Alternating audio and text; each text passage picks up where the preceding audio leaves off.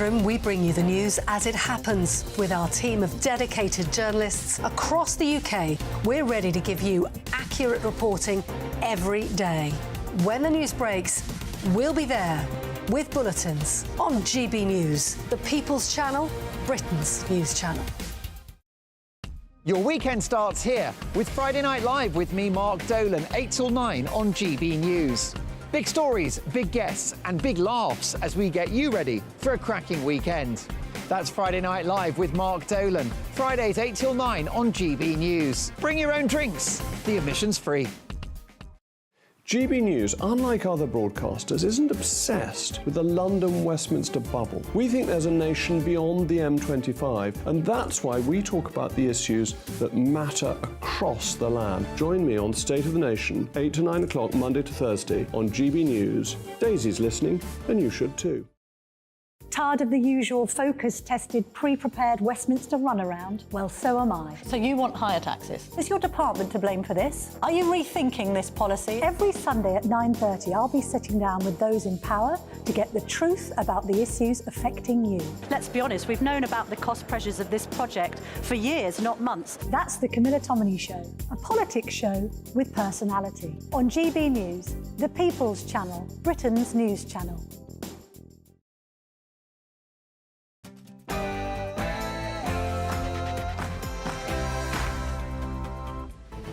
Good afternoon, Britain. It's 12 o'clock on Thursday, the 23rd of November. Migration backlash. Rishi Sunak faces revolt from his own MPs as net migration remains at record high levels. This comes as our own Nigel Farage faced accusations of being anti-immigration and anti-black in the jungle. Apparently you're anti-immigrants. Who told you that? Oh, the internet. Oh, well, there we are, then. It must be true. It must be true. It must be. It must be true. Okay, but then why don't black people like you? You'd be amazed they do. You'd be amazed. Nigel! If you... Highest tax burden since World War II, or the biggest tax cuts in history. Can these both sentences be true? Well, our budget reaction continues. Political earthquake in the Netherlands. Anti-Islam politician Geert Wilders storms to a shock victory in the Dutch elections. Is more anti-EU sentiment spreading across Europe?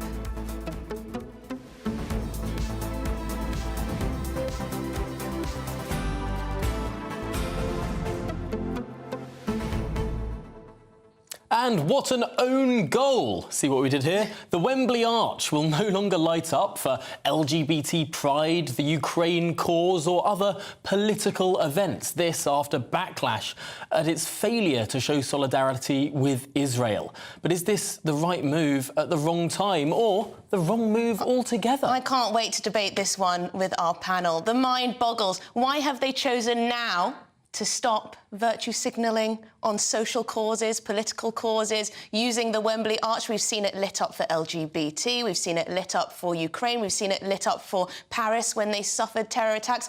Why now? Why is Israel the turning point? And it's interesting, if we're not going to see it lit up for political events or indeed terror attacks in the future, what if, God forbid, a British city were to be struck by a significant terror attack? Would the Wembley Arch not light up in solidarity for the victims there? Why is Israel, in particular, different? Yes, that would surely be a political event too, if under some kind of definition, a terror attack here. We'll get into that, we'll get stuck into that debate, but first it's your headlines with Tamsin.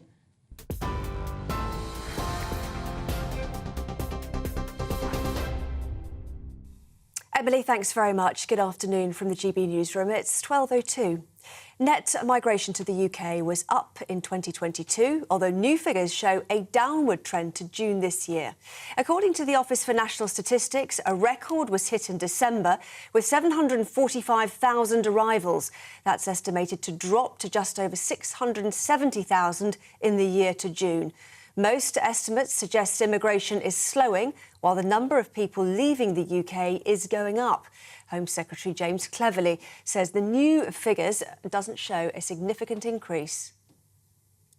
The timing of the next election had no impact on the decision to cut taxes, according to the Chancellor.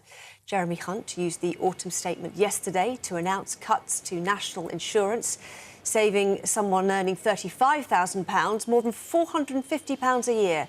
He said the economy has defied the odds and that a recession had been avoided. But the measures that I've taken today are what, more than 200 businesses wrote to me to ask for. The big business organisations like the CBI said it was the single most transformative thing that I could do. They're not particularly crowd pleasers. They're not the tax cuts that are on the tip of everyone's tongues, like an income tax cut or inheritance tax. But they are the things that will make the biggest difference to our long-term competitiveness. Shadow Financial Secretary to the Treasury, James Murray, says the public feels neglected. You've had 13 years of low growth, you've had high taxes, you've had public services crumbling, and I think people know how they feel in this country at the moment under the cost of living crisis. If you ask families, do you and your family feel better off now than you were 13 years ago? I think right across Britain, the overwhelming answer will be no. And all of that is borne out by the statistics and the figures which were issued yesterday alongside the autumn statement, and the prospects for growth and change in the future are not there either. Despite those tax cuts, energy bills are expected to rise after the energy regulator announced a 5% increase to the price cap. From January, the average household will pay around £94 more over the course of the year. Ofgem says the increase is driven mostly by market instability and global events, including the war in Ukraine. The Foreign Secretary is visiting Israel amid uncertainty about when a pause in the war with Hamas will begin. The agreement for a 4-day ceasefire in Gaza appears to have been delayed. A senior Israeli official said it would not take effect before Friday, a day later than originally expected. Under the planned agreement, Hamas will release 50 Israeli hostages in exchange for 150 Palestinian prisoners. David Cameron says he wants to see the agreed pause in fighting. Today is also a day where we hope to see this humanitarian pause.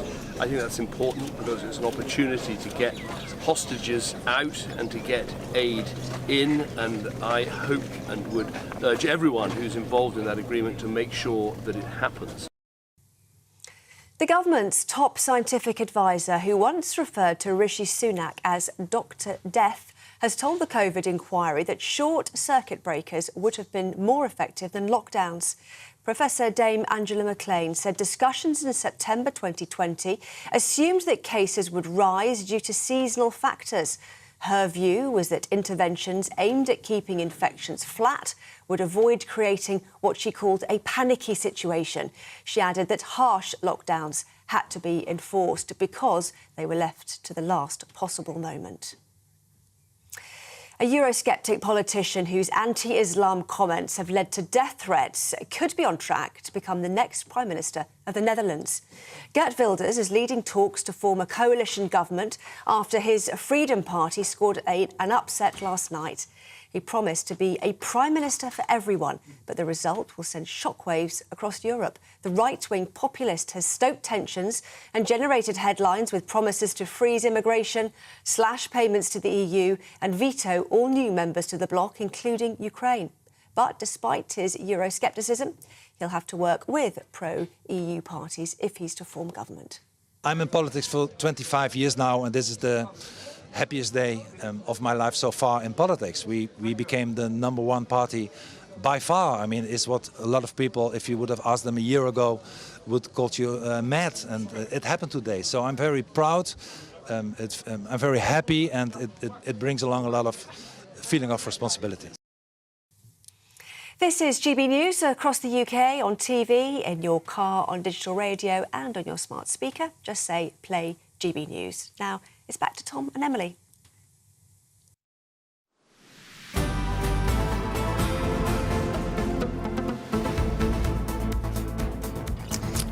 Well, Could we, sorry Tom, could we be seeing start of a fall in net migration? The Office for National Statistics says it's too early to tell, as the figure in the year up to June 2023 stood at 672,000. Well, I think we can tell that it's not coming down very quickly, if at all. No, it marks a fall from the official 2022 figure, but it only marks a fall because it's been revised up. Now, it's been revised to show that net migration hit a record level of 745,000 last year. Before, we thought it was at 607,000, but now 745,000. Are you keeping up? Well, our GB News Home and Security editor, Mark White, will try and make sense of all of these different numbers for us now. Mark. Yeah, these Office for National Statistics days are my least favourite day of the year because it's quite impenetrable at times, but hey, we'll have a go. Looking at the figures with a bit of a visual aid for our television viewers, it shows that 672,000 people came to the UK in the year to June. Now, that was about 1.2 million people who came and about 500,000 who left, giving that net migration figure of 672,000. But arguably, this next figure is the most interesting of all, because as I stood on a cliff top in Dover, giving last year's figures of 606,000, what I didn't realise was it was actually 745,000, an absolute whopper of a net migration figure. That is 139,000 difference on that previous 606,000 total. That is, we're told, because of a difference now in the methodology used by the Office for National Statistics. Let's take a look at work visas now. 322,000 work visas were issued in the year to June, which was up 87,000 on the previous year. Now, the vast majority of these work visas, we're told, were the emergency work visas for the NHS, for people to work in the NHS and in social care. Moving on to student visas now, and 378,000 student visas were issued in the year to June, up 58,000 on the year before. But drilling into that, in terms of the numbers that have been given to families, 96,000 of these visas were actually issued to dependents, family members, up 38,000. Now, that's the Office for National Statistics figure, but there's an interesting figure that's come out from the Home Office, and that shows actually that 154,000 was issued. 154,000 of these dependent student visas were issued, but these are people that haven't yet arrived, and that explains the disparity from the ONS figures of 96,000 and actually what the Home Office have issued. So actually much higher, 154,000 visas that have been issued to dependents. And the vast majority of these dependents who are coming are from two countries, Nigeria and India. There's a staggering set of numbers there, Mark, but perhaps what people will be most surprised by is that last year we thought there were 607,000 people coming into the country. It's actually 745,000. We have magicked up 139,000 people in this country who, up until now, we did not officially recognise as being here. I mean, do we actually know how many people are in the country? Well, it's all based on an estimate, because I think the issue is that the ONS will work out who they expect to sort of leave after 12 months. So they'll give a visa, they're expecting people to leave, and then suddenly they realise that these people have not left after 12 months, but they've stayed on. So I think the change in the methodology now is going to be looking at the figures over a slightly longer term, so over 2 years now, to try to come up with a more accurate representation of the net migration figures to the country. But, you know, 672,000, that's still a population equivalent to the size of Liverpool coming to the UK every single year. And these people have to be accommodated. These people also have to join the queue to get a doctor's appointment and other NHS services.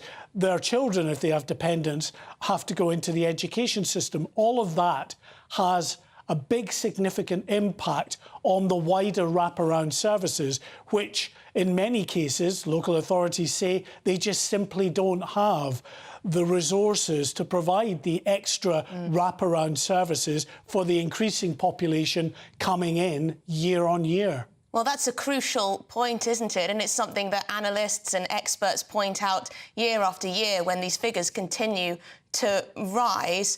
Where is the infrastructure to back that up? Where is the planning of where public services are going to be? Not least the housing crisis.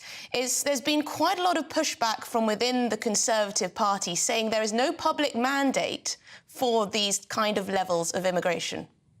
No, and we know that a lot of the immigration in terms of the work visas are being driven by the need to get more people in and working in the NHS and social care. But Labour's Shadow Home Secretary Yvette Cooper has pointed out that actually what it highlights is a manifest failure of the government to try to recruit and train people from the UK population to take on those roles, and instead is resorting to importing people to come in and fill those positions.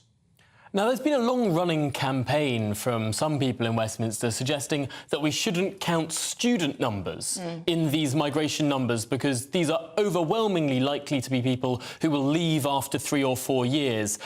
And in that case, if we were to not include students in this number, it would have been halved. It wouldn't be 672,000, it would have been 294,000.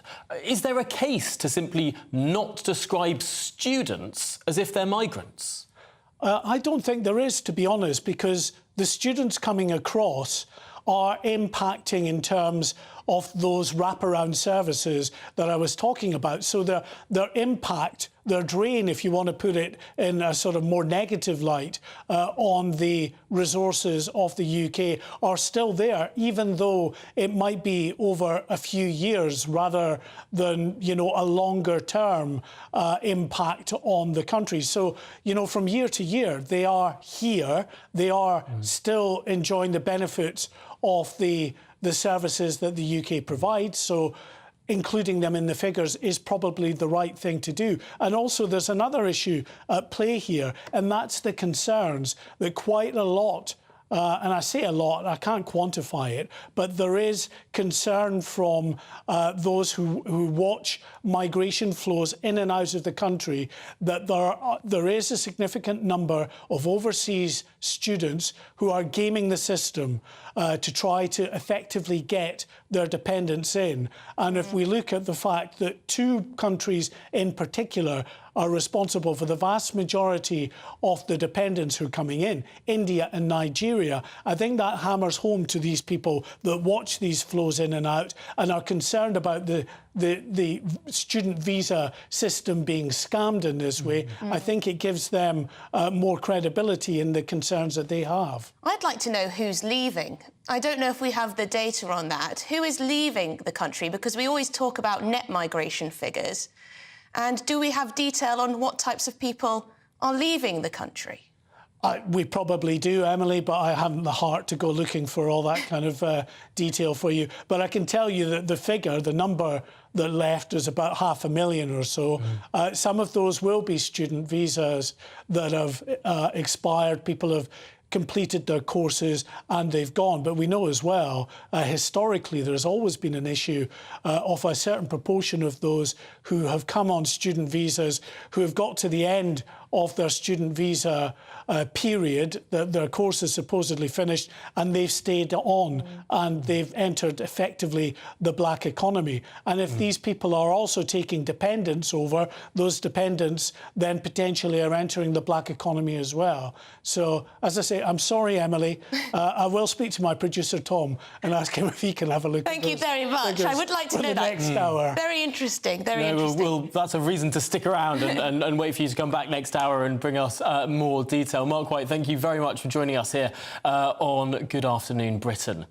Now, of course, the Home Secretary, James Cleverly, says that the country is trying to reduce these levels of legal migration, but also focusing relentlessly on the priority of stopping illegal migration, of stopping the boats. Yes, of course, because we're talking about legal migration with Mark White, but now we're going to talk about illegal crossings. We can cross live to Dover and speak with our South East reporter, Ray Addison. Ray, there's been some tragic news from the Channel. Yeah, absolutely. Well, we know that last night, or yesterday afternoon rather, two migrants, a man and a woman in their 30s, who were on a small boat consisting of around 60 people, we understand, got into difficulty off the coast of Dunkirk, and they were trying to make their way here to the United Kingdom across the Channel, and sadly two people drowned. A third person was taken to hospital as well. We're unsure at this stage of the condition of that person, but the others were rescued by a mix of French and British maritime agencies and treated for hypothermia and other conditions as well. There was a second incident too in which people were brought here to just down the road in Kent as well, and they were treated by received by the RNLI, and then one was seen taken off on a stretcher. Well, Ray, thank you very much for that update. We'll be back with you later on in the programme. Let's cross now to Westminster, because, of course, Tory MPs are demanding action from ministers to bring this number down. Let's speak to our political editor, Christopher Hope, who is joined by a senior Conservative MP. That's right, Tom. The Tory MPs behind the scenes in WhatsApp groups are going bananas about these high net migration figures after yesterday's tax-cutting budget. It's back to normal for this Tory government, which seems to run out of ideas. With me now is Danny Kruger. He's a member of the new Conservative group of Tory MPs, to speak to GB News viewers. Danny Kruger, you're a Tory government. You were elected in 2019 on a pledge to bring down migration, but it's trebled since then. That's net migration on your watch. Why? I'm afraid that's absolutely right. We took back control of our borders, but we've thrown them open. And I think the people who put us into power in 2019 are absolutely entitled to be furious about this. There are some good reasons in terms of the refugees that we've taken in over the last few years, but that doesn't account for these numbers. It's because we're taking large numbers of people on very low wages to fill vacancies in the workforce that should be filled by British workers. We're taking too many people with dependents, so 50,000 people have come over on work visas and brought a dependent with them. We're taking students who are coming here for university and then staying on for years afterwards and bringing their dependents. So there's so many things that we're doing wrong in my view, and the result of it is that we're depressing wages for British workers and decreasing our own productivity in our economy, as well as all the effects on social services, on housing and of course our integration and cohesion as well. The politics is full of these small boats crossings. We've got a colleague of ours, Ray, in Dover, talking about small boats crossings and how they can't be controlled. But the net migration figure is a controllable number. Yeah. Why can't you and your government control it? Well, I think you're right to raise the illegal migration, because that is, of course, a scandal as well. There is progress being made on that. You've got to give the government credit for reducing those numbers by a third. It's still completely unacceptable, and I don't think we're doing enough on that either, but we're making some progress. But on legal migration, that is really what I think is at the core of so many of our social discontents. The pressure on housing, the pressure on public services, all the challenges we're having in our culture as well, real sense that our community cohesion is fraying. So yes, we can do something about this. And the New Conservatives, which is the group that I co-chair in Parliament, group of backbench MPs, all elected since the Brexit referendum, we've put out a plan that would reduce migration back to below the level that we were elected on in 2019. And as you say, it was our manifesto pledge that we would bring numbers down. We've seen them treble in the last 4 years. It's totally unacceptable. If we're to look the voters in the eye at the election next year, we've got to deliver on that promise. Come to your ideas shortly, but isn't it time for a straightforward apology from 10 Downing Street? Just say sorry for getting this policy wrong. Well, I'm afraid to say there's been such a churn in ministers and indeed prime ministers since the pledge was made, but we were all elected on the same promise. So, I mean, on my part, I am so sorry that we have not been able to deliver yet on our promise. And as I say, there are some, legitimate excuses around. We've taken a lot of Ukrainians, a lot of people from Hong Kong, that I think is a good thing to do. But yes, fundamentally, we need to reform our asylum and immigration system so that we're not relying on foreign workers to plug the gaps in our workforce. So what would you do specifically that the Tory government isn't doing at the moment? So the first and the main thing is to raise the salary threshold. People should only be getting a work visa if they are contributing to the economy. So they should to what level, Danny? Around £38,000 a year of a salary. At the moment, you can come in on much less than that. So you're essentially, you're not contributing to the economy in the way that you should if you're getting a work visa. I think we should stop people bringing their dependents over if they're coming over, particularly to study. I mean, I don't know why students need to bring their mothers or their girlfriends or whatever with them. They should just come to study, and then they should go home unless they've got a proper, good, well-paid job in this country. I think we need to reduce the number of work visas we give out, full stop. We really need to be investing in our own young people, not sending them to pointless university courses where all they do is rack up debt. We should be investing in skills and training for our young people. We should be getting people off welfare and into work. We should be supporting people in later middle age to stay in the workforce. There's so much that we can do to support our own people rather than just opening the floodgates, which all it does is depress wages and is essentially a subsidy to employers. We really need to be focused on the people of Britain rather than employers or indeed the Treasury, which loves these numbers because they show that there's more economic activity, but it's totally bogus because the growth in income per household, per worker, goes down with every immigrant that we bring in. The government is taking measures to bring people off benefits into work, and that's part of that conversation you're describing. What will you be doing in the New Conservative? Will you be meeting with the PM, Mr Sunak, or Mr James Cleverly, the Home Secretary, and taking your points to them? Well, we have conversations with ministers regularly, and it is true to say that the government recognises that things have to change. The problem is we've said that repeatedly over recent years. I was concerned that we haven't yet heard, unless I've missed it in the last few minutes, that any response from the government to these figures. I want to hear that they really recognise the extent of the dismay that your viewers, our voters, must be feeling about this. Really, this is an absolutely make or break moment. We worry about small boats rightly. We worry about all sorts of things that are going wrong in our country that the government needs to fix on, and to its credit is focusing on. But this matters so much. I don't think there's anything that matters more to the country at the moment than fixing migration. Well, Danny Kruger there from the New Conservatives there with a make or break message for the Prime Minister: sort out net migration or reap the consequences at the next election. Back to you in the studio. Thank you very much indeed, Christopher Hope, our political editor there with Danny Kruger MP. You could hear the frustration in his voice. I mean, there's no two ways about it. The government have been a catastrophic failure when it comes to reducing net migration. Long are the days where David Cameron, now Lord Cameron, said tens of thousands were where we're going to be. We're going to be continuing with migration, of course, but coming up this afternoon. As Chancellor Jeremy Hunt's autumn statement promises to put the economy back on track, we'll be finding out what it means for people up and down the country as we look ahead to the next election. This is Good Afternoon Britain on GB News.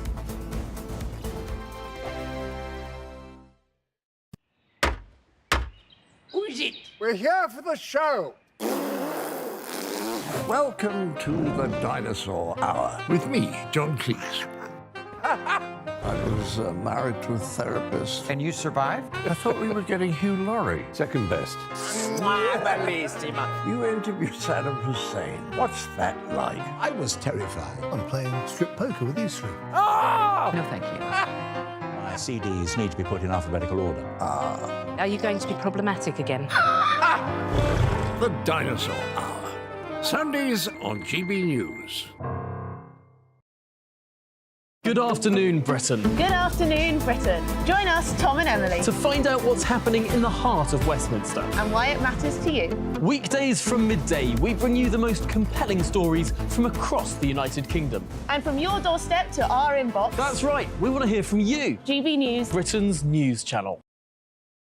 I think the most exciting bit for me is talking to people. People who I think are ignored often by the major news channels.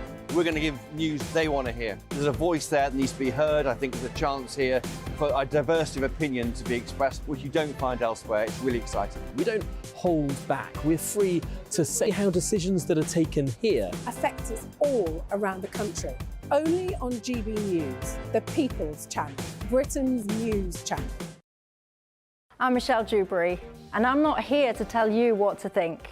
I'd much rather hear what you have to say. So send in your opinions to gbviews@gbnews.com. Keep them clean, and you never know, I might read them out.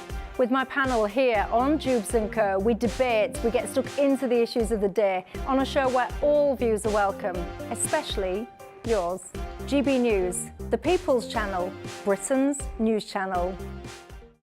In the GB Newsroom, we bring you the news as it happens. With our team of dedicated journalists across the UK, we're ready to give you accurate reporting every day.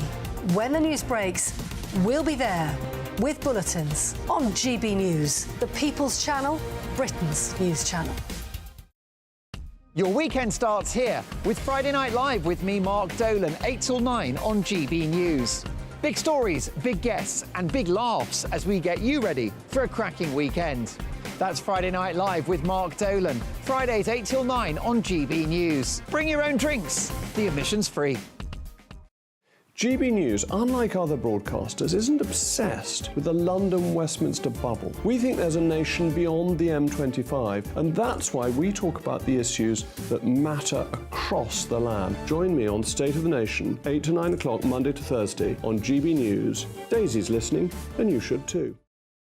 Tired of the usual focus-tested, pre-prepared Westminster runaround? Well, so am I. So you want higher taxes? Is your department to blame for this? Are you rethinking this policy? Every Sunday at 9:30, I'll be sitting down with those in power to get the truth about the issues affecting you. Let's be honest, we've known about the cost pressures of this project for years, not months. That's the Camilla Tominey Show, a politics show with personality. On GB News, the People's Channel, Britain's news channel.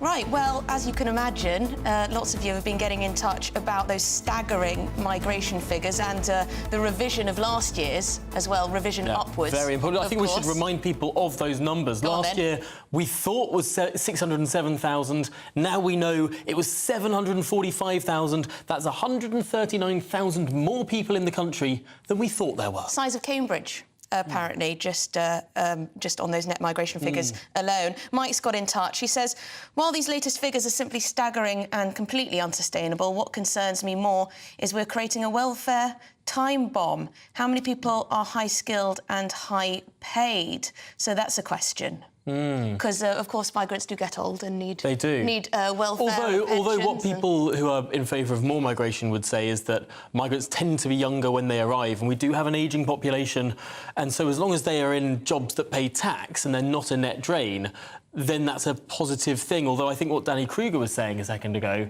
was he was worrying that too many weren't in jobs that were net contributors.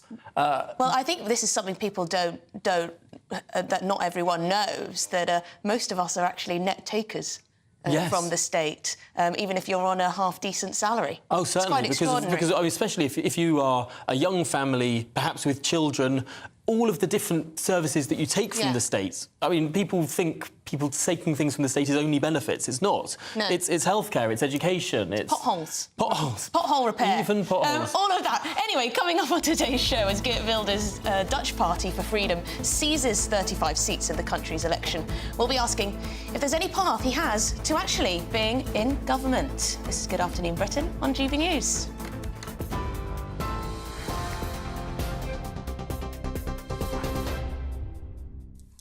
Good afternoon, it's 12:30. Here are the headlines. Emergency services are battling a huge fire at a building in Reading Town Centre. Social media footage shows thick smoke billowing from a building on Napier Road.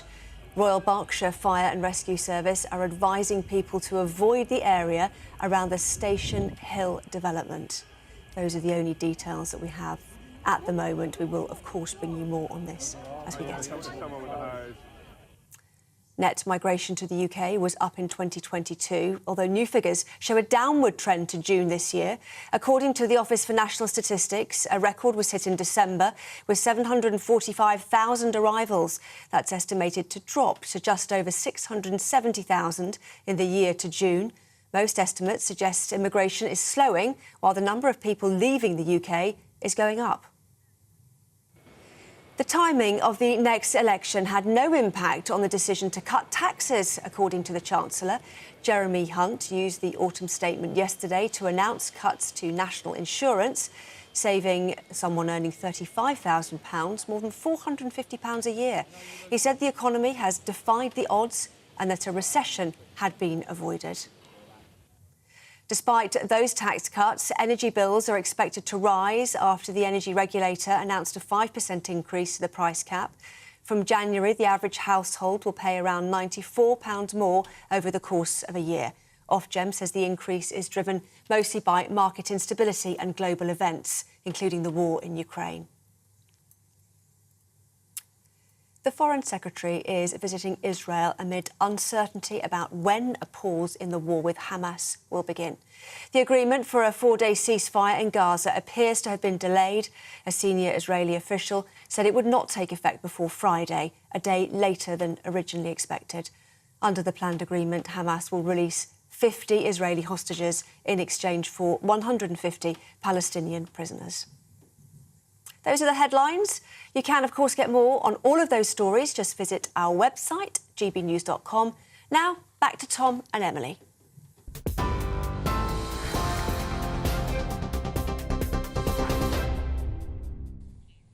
Now, Jeremy Hunt has appeared to suggest that further pre-election tax cuts could be on the horizon after saying it's going to take time to reduce the overall tax burden. But the Chancellor has denied opting for pre-election crowd-pleasing taxes. I thought that was an odd thing to say. We haven't gone for crowd-pleasing taxes. Well, why not, tie them in a bow and say that they're crowd-pleasing? I don't know. Anyway, this follows the Chancellor's announcement that the main national insurance rate would fall to 10% from January, saving those on an average salary of £35,000 more than £450 a year. However, the government has also been accused of misleading messaging on tax because the overall tax burden remains at the highest level since the Second World War. It's only come down from where we thought it would be, not from where it actually was. And that freeze on tax thresholds has pulled more people into higher tax brackets. Yes, so let's speak to Pip now, who is in the red wool seat of Dudley. Pip, you've been speaking to people in Dudley. What have they had to say? What is their reaction now they've had a look at the detail? Good afternoon, both of you. I am in the heart of the Black Country, the birthplace of one of the birthplaces of the Industrial Revolution. And Dudley's famous for its castle. It's got a zoo, it's got a priory, it's got a museum, and you would expect it to be thriving. Now, footfall in recent years has dropped quite a lot, but I've got to say, when you look around, if we can just take a look, cameraman Ben will show you, it is really busy. The market here operates 6 days a week. Let's talk to a market trader here.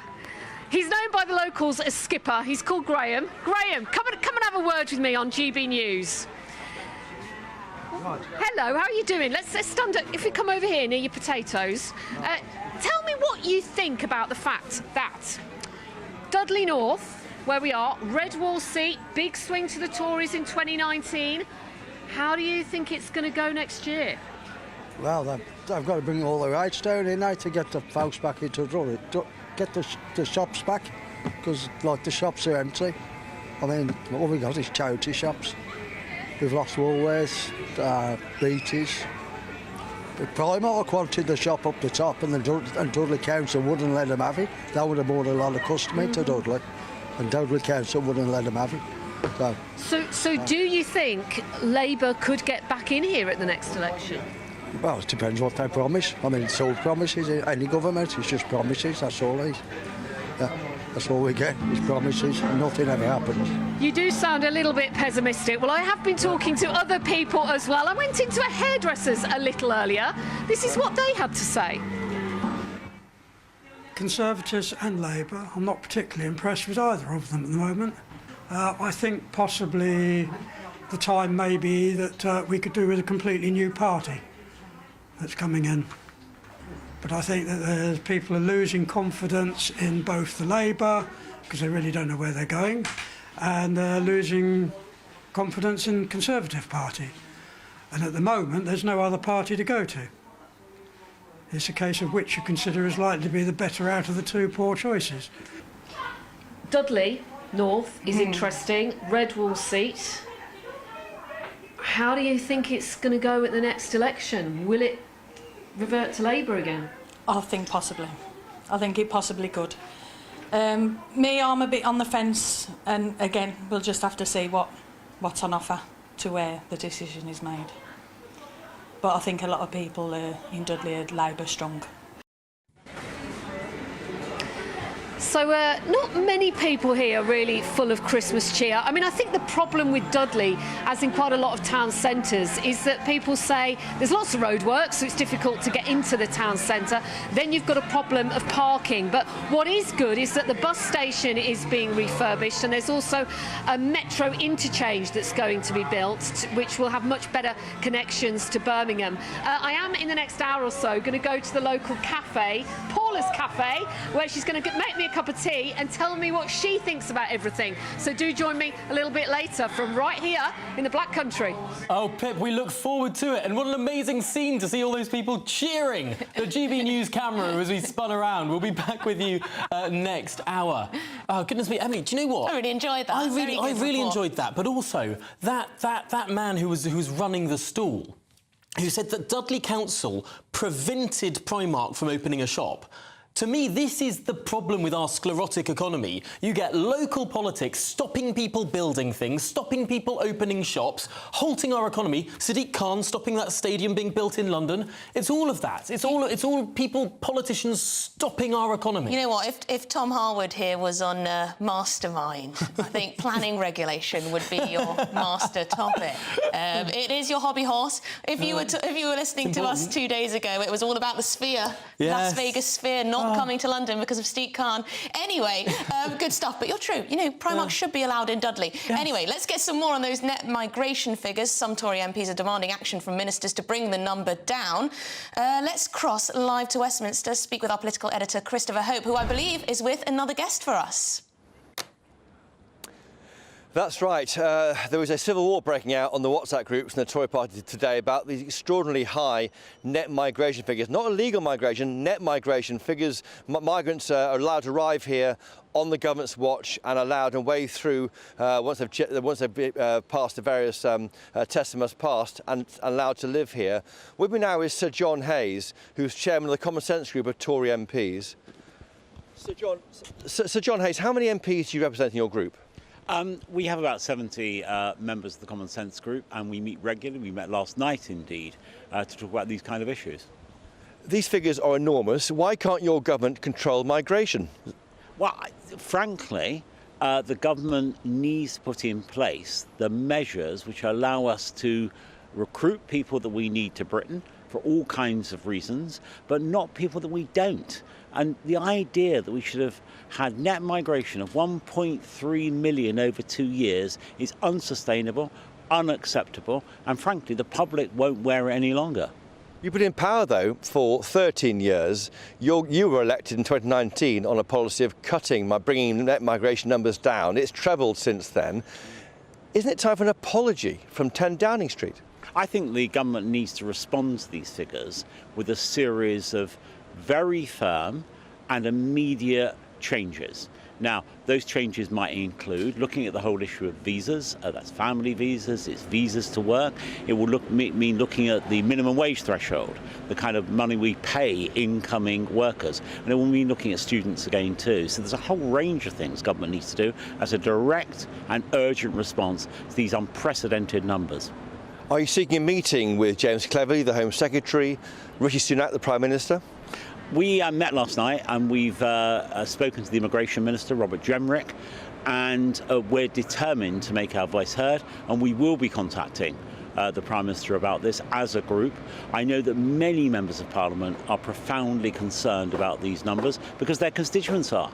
They want their best for their constituents, and you cannot reconcile British interests with this level of migration.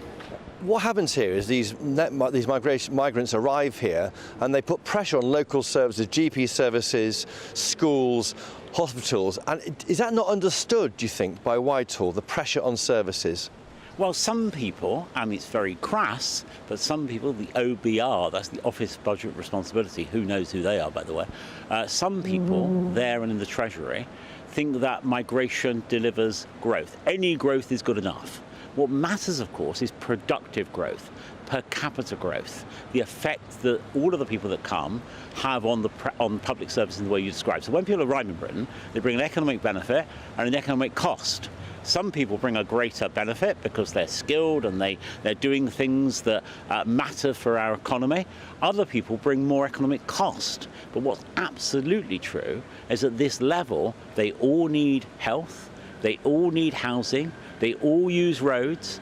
So the pressures on our infrastructure, on our health system and on housing are unsustainable, catastrophic.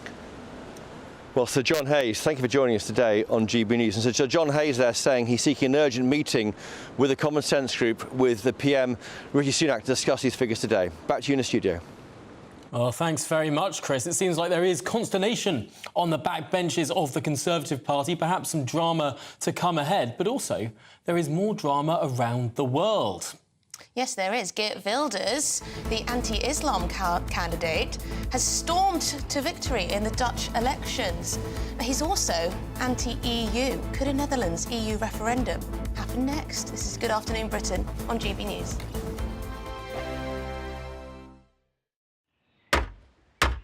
Who is it? We're here for the show. Welcome to the Dinosaur Hour with me, John Cleese. I was married to a therapist. And you survived? I thought we were getting Hugh Laurie. Second best. You interviewed Saddam Hussein. What's that like? I was terrified. I'm playing strip poker with these three. Ah! No, thank you. My CDs need to be put in alphabetical order. Are you going to be problematic again? The Dinosaur Hour. Sundays on GB News.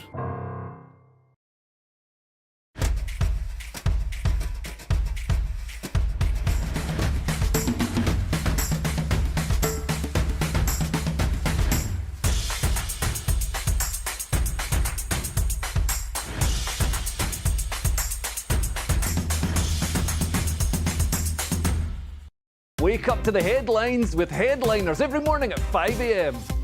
We treat you to the day's biggest stories before anyone else, 7 days a week. You can catch up on everything you need to know before you've even had your kippers.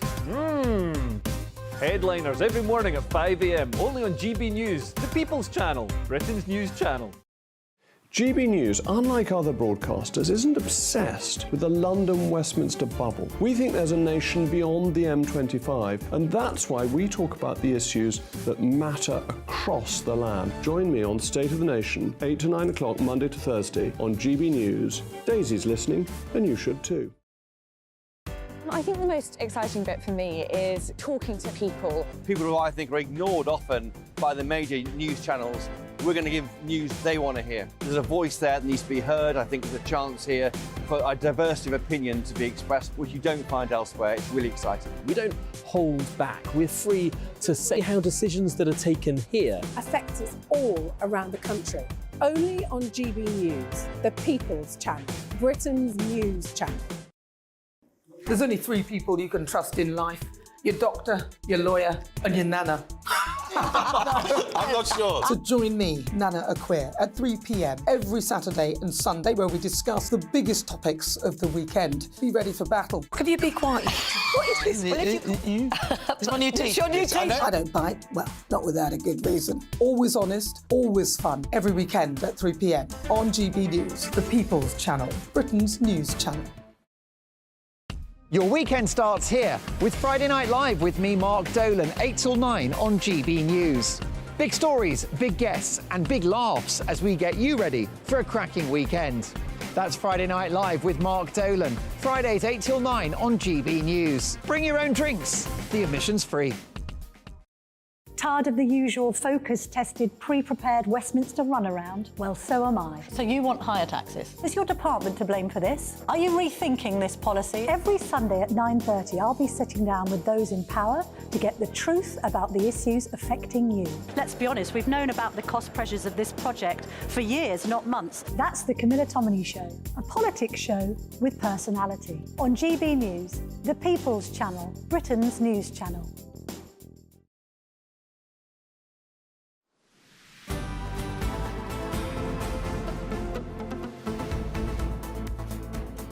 Good afternoon, Britain. Now, joining us in the studio is the senior lecturer at US politics at the Queen Mary University of London, Dr. Richard Johnson, and the political commentator Emma Webb. And we need to dive into the story that is driving the day, that is going to be perhaps driving the rest of the week's news as well. Migration not only up this year significantly, but also revised up last year. Emma Webb, do we actually know how many people are in the country? And these are also the official statistics, so we don't know how many people exactly have come across illegally on the channel, through small boats or through other means as well. And actually, a huge proportion of this is coming from the government's decision to give visas, to give more visas to people. So this is something that is absolutely, and Danny Kruger made this point that, yes, the government have made some dent in the small boats crossing the channel. It's completely insufficient. But the reality is that this is something that is entirely within their political power to not give as many visas to people. And so I think absolutely the New Conservatives are right looking at this, that the British people will be outraged by it. It is an existential crisis for the Conservative Party. It is, and potentially for the country too. Richard, is it actually the Treasury who is in charge of our immigration policy? Because the Home Office, we've had consecutive Home Secretaries who've talked a tough game on immigration, and yet somehow we still keep on giving out more visas every year, it seems, almost. So is it the Treasury, just that desire to have GDP going up? Well, they're part of the story. I mean, a lot of people who voted Leave might be quite angry about these figures, but actually this was what Brexit was all about. Most of the people who have come here have come as a result of government decisions. And now we, right now, can have a debate and a discussion about whether those were the right government decisions. So, as you say, the government has made it easier for people working in certain sectors to come here because they see that as filling an employment gap. There are other ways you could fill an employment gap. You could skill up people who are already here or redirect people into those jobs. That's the kind of debate that we are having and we ought to have now. And it was one of the debates that we couldn't really have when we were in the European Union because it was an open door. But, I mean, let's be real on that one. I mean, most people voting Brexit wanted immigration levels to come down. So it's a bit disingenuous for the government to then be, oh, well, we can now decide us. But I think that's true, but when you look into the more granular data, rather, when you look at the overarching number, people say that's too high. But then when you ask, would you like fewer nurses to come? Would you like fewer doctors to come? Would you like fewer care home assistants to come? When you ask those specific questions, sometimes you get different answers, Emma Webb. Well, I think that, yes, the point of Brexit was that we would be able to be in control of our own immigration policy, but the reality is the British public voted for the Conservative Party, running on a manifesto to reduce immigration, and every single poll consistently shows that the British people want to reduce migration. Yes, there might be certain sectors where people are, because people are reasonable, there are very few people who want zero migration, but people want reasonable numbers that allow for integration to take place rather than this completely unsustainable situation that we currently have now. So yes, it's true, Brexit was about taking back control over our borders, over immigration, over our political system and our sovereignty in general, but that sovereignty should be used to execute the will of the British people. And the problem is that we've had a situation where the Conservative Party has the political power to, but for some reason doesn't seem to have the ability or the will to actually execute the will of the British people, not only on migration but on other issues as well. But in some ways what they're doing is they're taking the easy route out. I mean, it's harder and it takes longer to train nurses, to train people to fill these sectors. And governments operate within tight timeframes, particularly Rishi Sunak, coming in halfway through a parliamentary term. Richard, I thought Rishi Sunak was all about long-term decisions. That's what he keeps telling us. That's why you need the House of Lords, because the House of Lords can think beyond an election, but governments have to think within an electoral cycle. Half of these numbers, 294,000 out of the 378,000 out of the 672,000, so more than half, are student visas. Richard, you work in the university sector.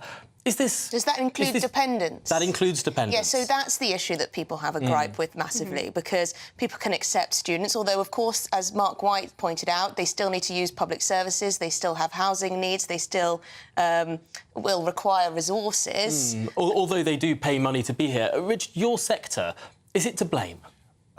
Well, it's not fully to blame, and I'm not going to take full responsibility. But part of the funding model of universities, of course, is very heavily dependent on international fees.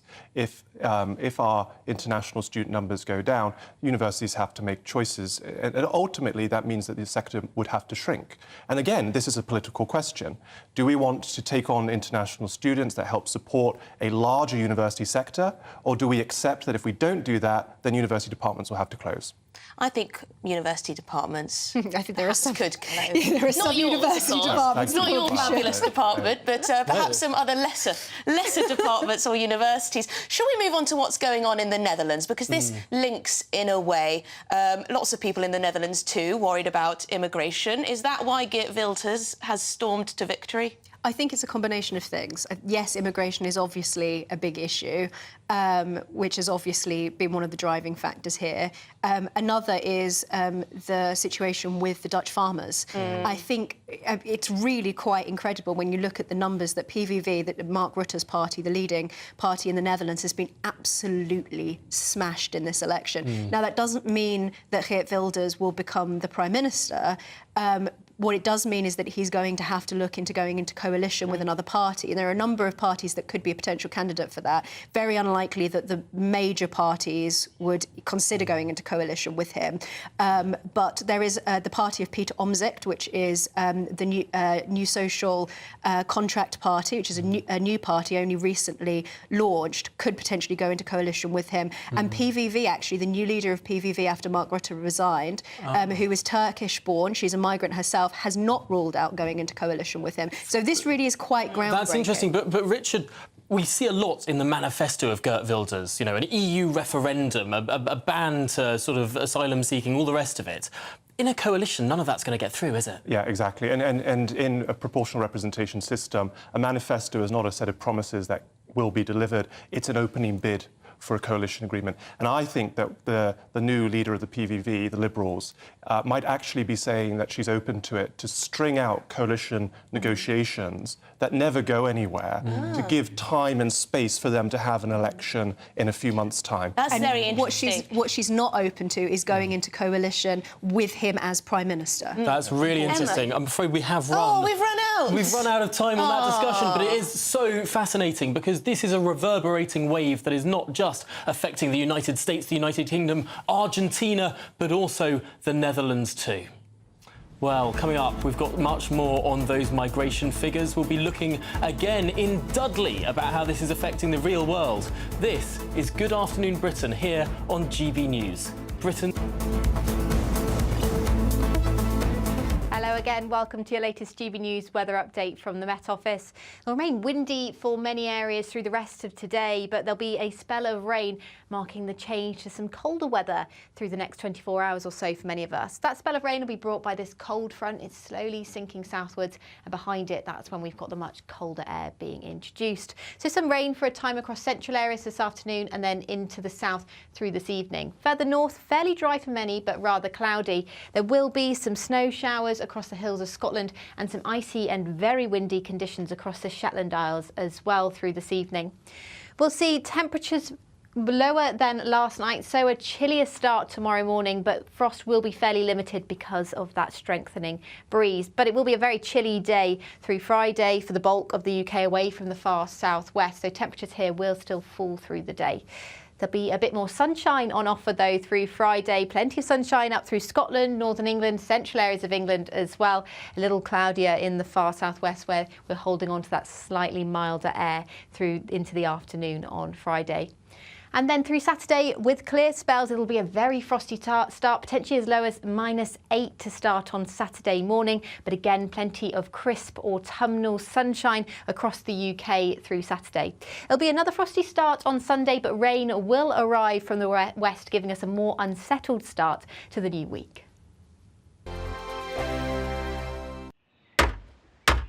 Who is it? We're here for the show.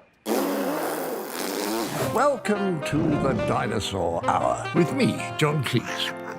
I I was married to a therapist. And you survived? I thought we were getting Hugh Laurie. Second best.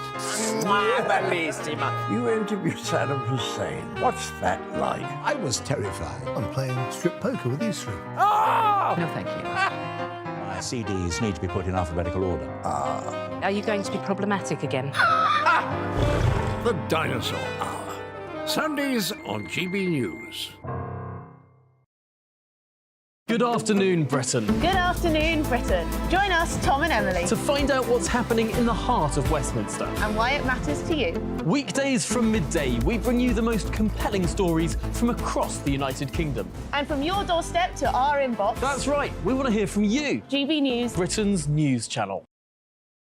I think the most exciting bit for me is talking to people. People who I think are ignored often by the major news channels. We're going to give news they want to hear. There's a voice there that needs to be heard. I think there's a chance here for a diversity of opinion to be expressed, which you don't find elsewhere. It's really exciting. We don't hold back. We're free to say how decisions that are taken here affect us all around the country. Only on GB News, the People's Channel, Britain's news channel. I'm Michelle Dewberry, and I'm not here to tell you what to think. I'd much rather hear what you have to say. So send in your opinions to gbviews@gbnews.com. Keep them clean, and you never know, I might read them out. With my panel here on Jubes & Co, we debate, we get stuck into the issues of the day on a show where all views are welcome, especially yours. GB News, the People's Channel, Britain's news channel. In the GB Newsroom, we bring you the news as it happens. With our team of dedicated journalists across the UK, we're ready to give you accurate reporting every day. When the news breaks, we'll be there with bulletins on GB News, the People's Channel, Britain's news channel. Your weekend starts here with Friday Night Live with me, Mark Dolan, 8 till 9 on GB News. Big stories, big guests and big laughs as we get you ready for a cracking weekend. That's Friday Night Live with Mark Dolan. Fridays 8 till 9 on GB News. Bring your own drinks. The admission's free. GB News, unlike other broadcasters, isn't obsessed with the London-Westminster bubble. We think there's a nation beyond the M25, and that's why we talk about the issues that matter across the land. Join me on State of the Nation, 8 to 9 o'clock, Monday to Thursday, on GB News. Daisy's listening, and you should too. Tired of the usual focus-tested, pre-prepared Westminster runaround? Well, so am I. So you want higher taxes? Is your department to blame for this? Are you rethinking this policy? Every Sunday at 9:30, I'll be sitting down with those in power to get the truth about the issues affecting you. Let's be honest, we've known about the cost pressures of this project for years, not months. That's the Camilla Tominey Show, a politics show with personality. On GB News, the People's Channel, Britain's news channel.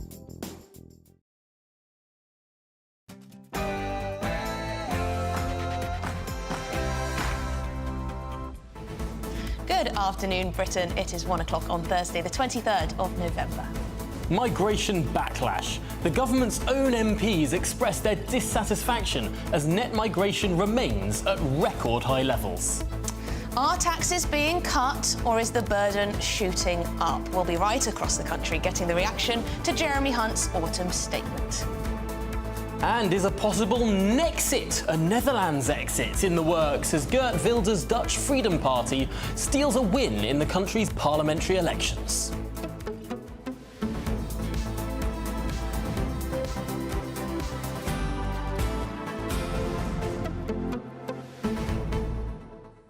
And a big question for you at home. Should you believe everything you read online? That's what Nella in the jungle seems to think about our very own Nigel. So a few choice words in the jungle for our Nigel. You know, I saw a good quote from Abraham Lincoln, I think it was, on this very subject. It said, "Never believe everything you find on the internet." Right. Okay, what are you on about? I can amuse myself. It's a joke. It's about fake quotes on... Anyway, this is an important topic, right? Because there are huge swathes of the country who think that wanting lower immigration is the same as wanting to kick out any migrant. And I think Nigel was very patiently last night trying to explain to Nella that he didn't want her deported.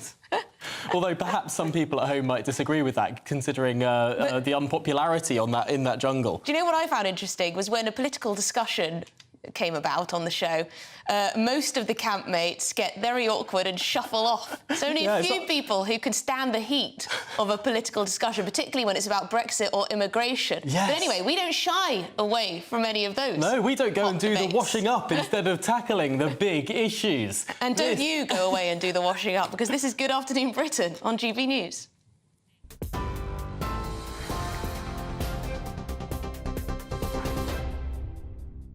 Good afternoon, I'm Tamsin Roberts in the GB newsroom. It's 1:02 Well, let's just start with some breaking news. The director of Gaza's largest hospital has been arrested. The Israeli Defense Forces say the boss of the Al-Shifa hospital was detained following evidence showing that the building had been used as a command centre for the Hamas terror group.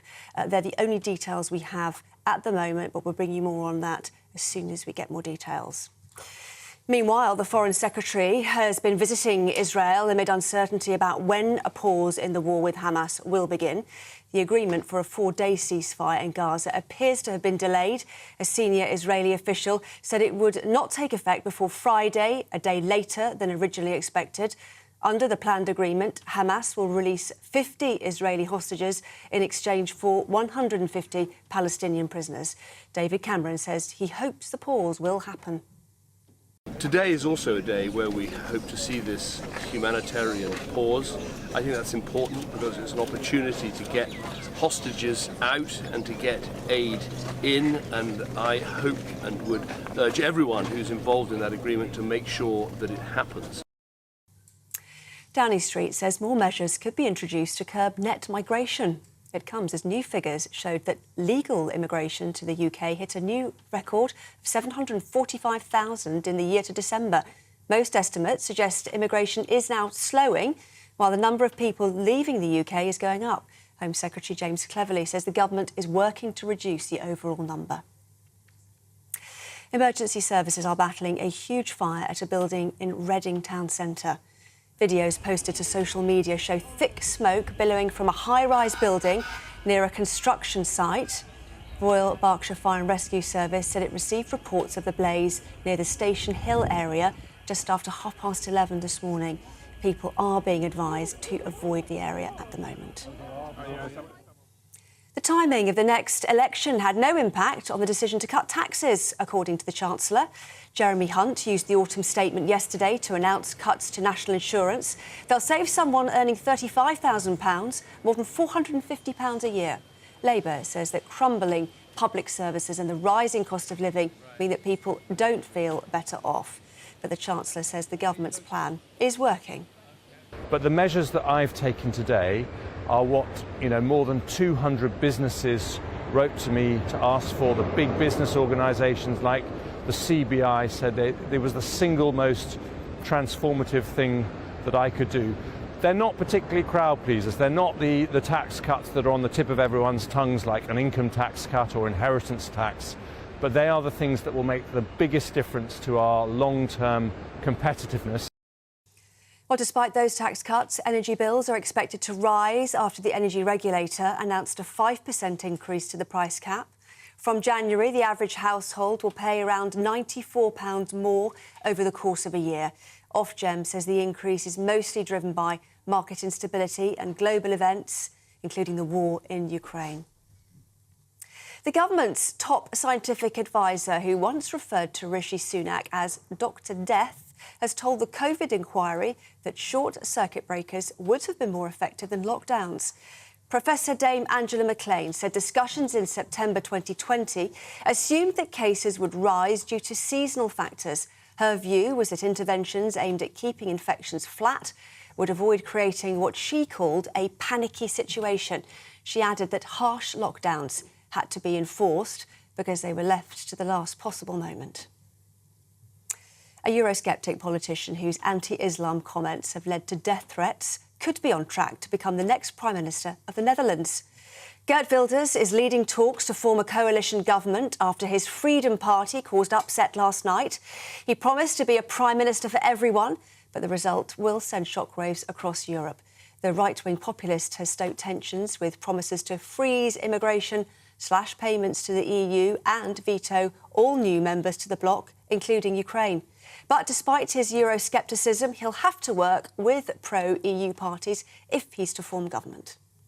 I'm in politics for 25 years now, and this is the happiest day of my life so far in politics. We became the #1 party by far. I mean, it's what a lot of people, if you would have asked them a year ago, would call you mad, and it happened today. So I'm very proud, I'm very happy, and it brings along a lot of feeling of responsibility. This is GB News across the UK on TV, in your car, on digital radio and on your smart speaker. Just say play GB News. Now it's back to Emily and Tom.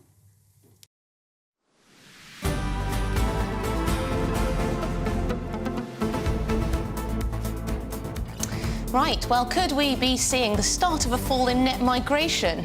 The Office for National Statistics says it's too early to tell, as the figure in the year up to June 2023 stood at a whopping 672,000. It marks a fall from the official 2022 figure, but only because that figure's been revised upwards to show that net migration actually hit a record level of 745,000 last year, more than 100,000 more than we thought it did. You couldn't make it up, but here to crunch the numbers for us is GB News Home and Security Editor Mark White. Tell us more about these figures. What do they show? Well, you were going to say here to make it up. But yes, the figures, with a bit of a visual aid for those who are watching on GB News television, show that 672,000 was the net migration figure for the year to June, this year to June 2023. And that really equates to about 1.2 million people who came here and just over 500,000 who left, giving that net migration figure of 672,000, which in itself is a whopper of a figure. But that is as nothing compared to that 745,000 net migration for the year to December 2022. Now, that's up from 606,000 when we were reporting on this earlier in the year, the net migration figures, which had reached a record level of 606,000. We had no idea that actually it was 139,000 higher than that, up at 745,000. And what we're told is that the Office for National Statistics have changed the methodology in terms of how they calculate those that are coming and leaving, and those that they expect to stay on over a slightly longer period now. So hopefully going forward, they hope at least it's going to be a bit more accurate. Taking a look at work visas now, 322,000 work visas were issued. That's up 87,000 on the previous year. And interestingly, 50,000 of these work visas were actually granted to dependents. And 378,000 student visas were also issued, up 58,000.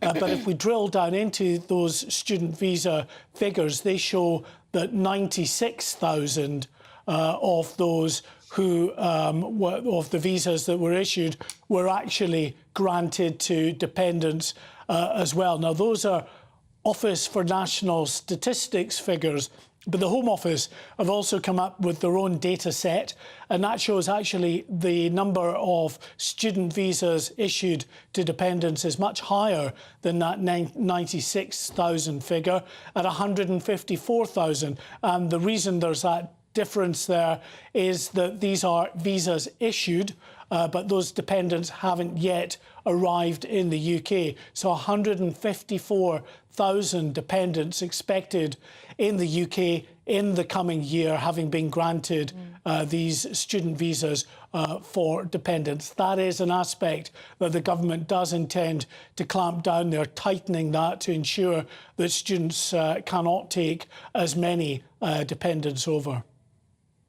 It's interesting, when people think of students, they might not necessarily think of families with spouses and perhaps children, or even elderly dependents as probably is the case in some cases here. I wonder, what moves has the government made in this area? Because I seem to remember an announcement when the last set of migration figures came out, when the government said we need to really crack down on these dependents. And now a year later, it seems like we're hearing much the same thing. Yeah, well, they're still saying that they're cracking down on the issue of dependents coming across, especially for student visas, but it's not going to kick in until January of next year. So it'll be a while before we actually see the benefits of that. But you're right, Tom. I mean, the question has to be asked, why is a student bringing their mother or, you know, potentially a spouse across? You can understand if there are mature students that are coming across, maybe they have a family. But there are those who watch migration flows in and out of the country that have had concerns for some time that the student visa system is a weak point in migration to this country, and it's being scammed effectively, gamed by those that just want a quick route into the country and to get their families across as well. And perhaps that's been borne out by drilling down into the figures, which shows that actually there are two countries that are the vast majority of these 154,000 dependents are coming from, and they're Nigeria and India.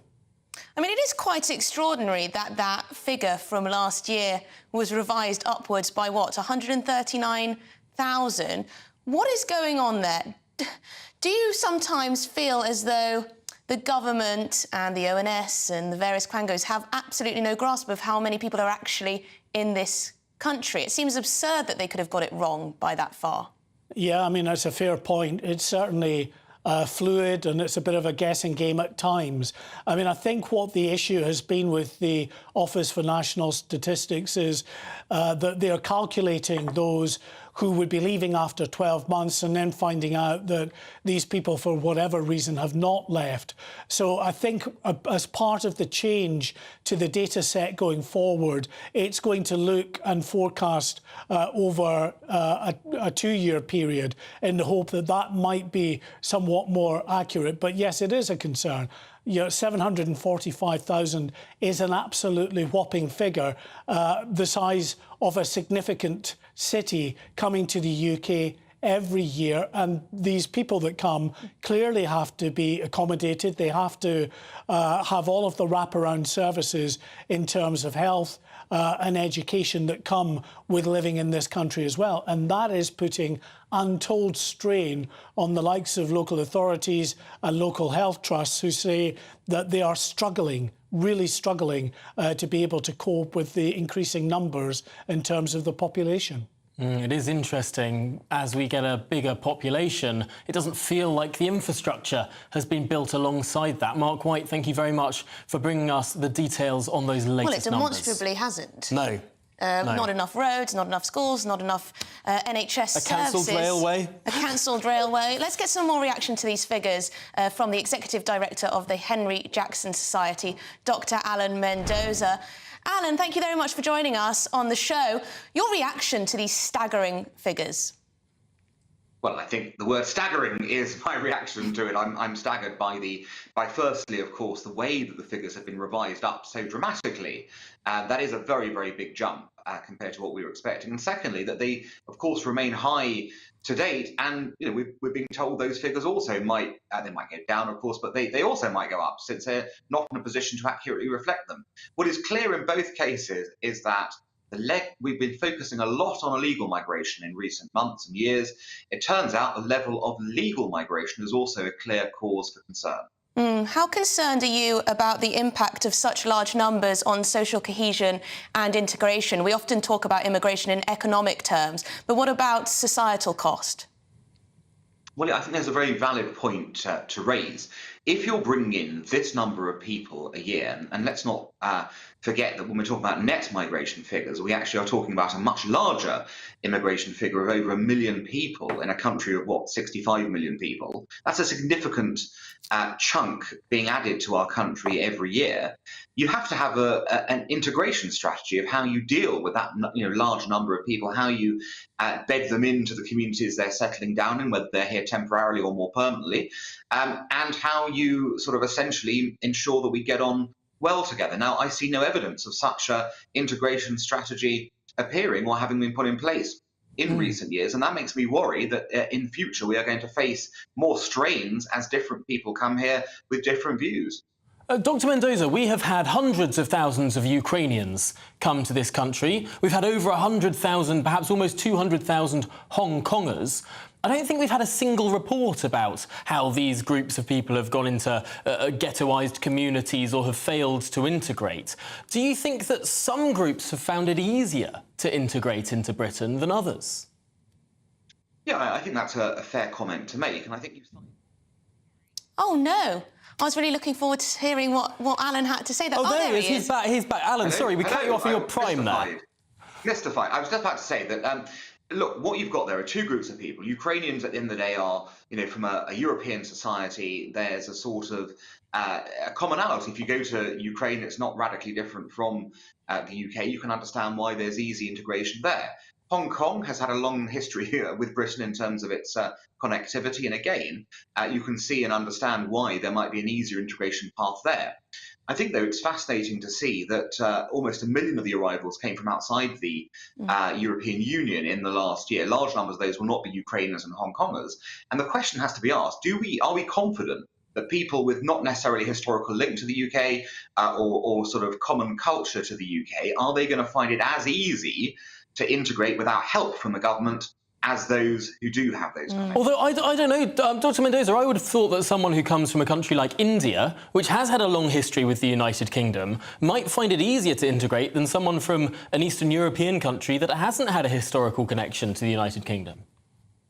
But you've got to remember the nature of the historical connection. I think I was in India fairly recently, and I wanted to ask about the historical connection to everyone I was speaking to. And what was fascinating was that most people obviously have very mixed views about their British experience, given it was a colonial experience as opposed to a shared civilizational experience, as you might have found with Europeans in that sort of way. And I think, there is an element, therefore, of understanding different histories and different people's experience of Britishness to sort of perceive how they might react to being in the UK. Not to stress for one moment that Indian migrants will not be able to integrate here. We've seen many examples, and I think you can see a very obvious one at the head of the country from family histories. Yes, of course, but there may well be some historic grievances depending on who you're talking to. Just very lastly, the political reaction in your position at the Henry Jackson Society. You will speak to a lot of Conservative MPs. They are so frustrated at these numbers. Why is the government not doing anything about it?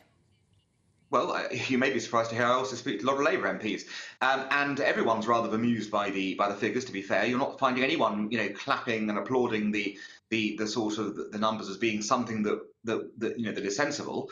I think MPs on all sides really want an honest debate about this. I think, you mentioned earlier there's economic reasons for it. Fine, let's put them out on the table. Let's explain the social costs. Let's explain the infrastructure costs, and let's have a proper debate about it, which is something I don't think we've had in this country.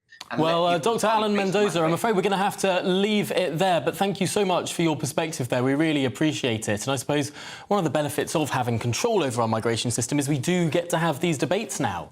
But another element of migration, of course, is illegal migration, small boats. Let's cross now to Dover, where Ray Addison is on the south coast. And Ray, what's the very latest of those small boats' arrivals? Well, when it comes to the stats, the year ending September of 2023, we had just over 45,000 illegal arrivals in the UK. Now, they are not all arriving on small boats. The figure for that is 37,556. That's 83% of all illegal arrivals into the country. However, it is 16% less than in the same period to September of 2022.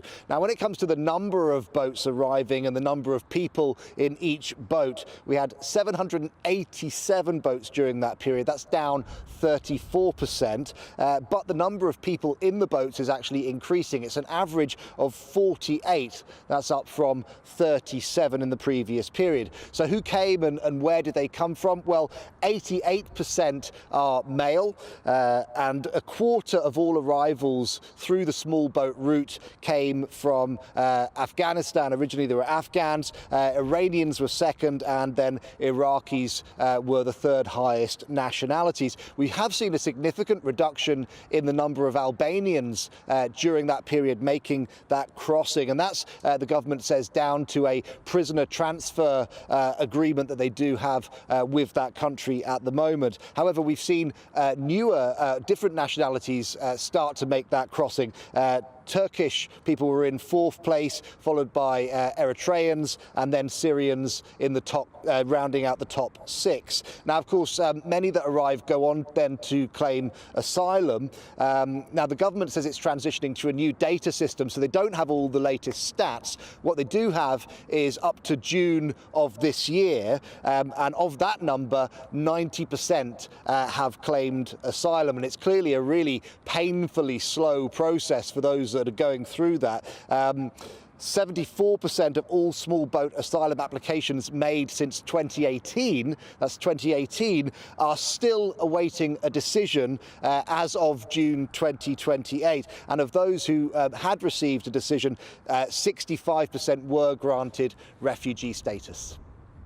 Well, Ray, thank you very much for that latest information. And it's looking like it's a pretty sunny November day there, pretty calm seas. Perhaps we'll see some more small boat arrivals, which we know are affected deeply by the weather conditions. Ray Addison there. Yes, and up next we'll be discussing the controversy regarding the Wembley Arch. The Football Association says suddenly no more lighting it up to back humanitarian causes. It's not going to happen at Wembley Stadium. So this is Good Afternoon Britain on GB News.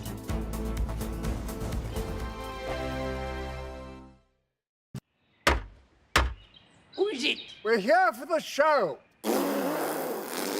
Welcome to the Dinosaur Hour with me, John Cleese.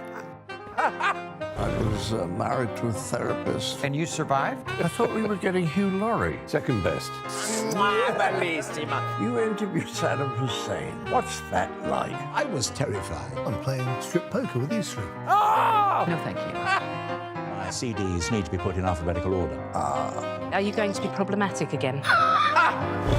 The Dinosaur Hour. Sundays on GB News.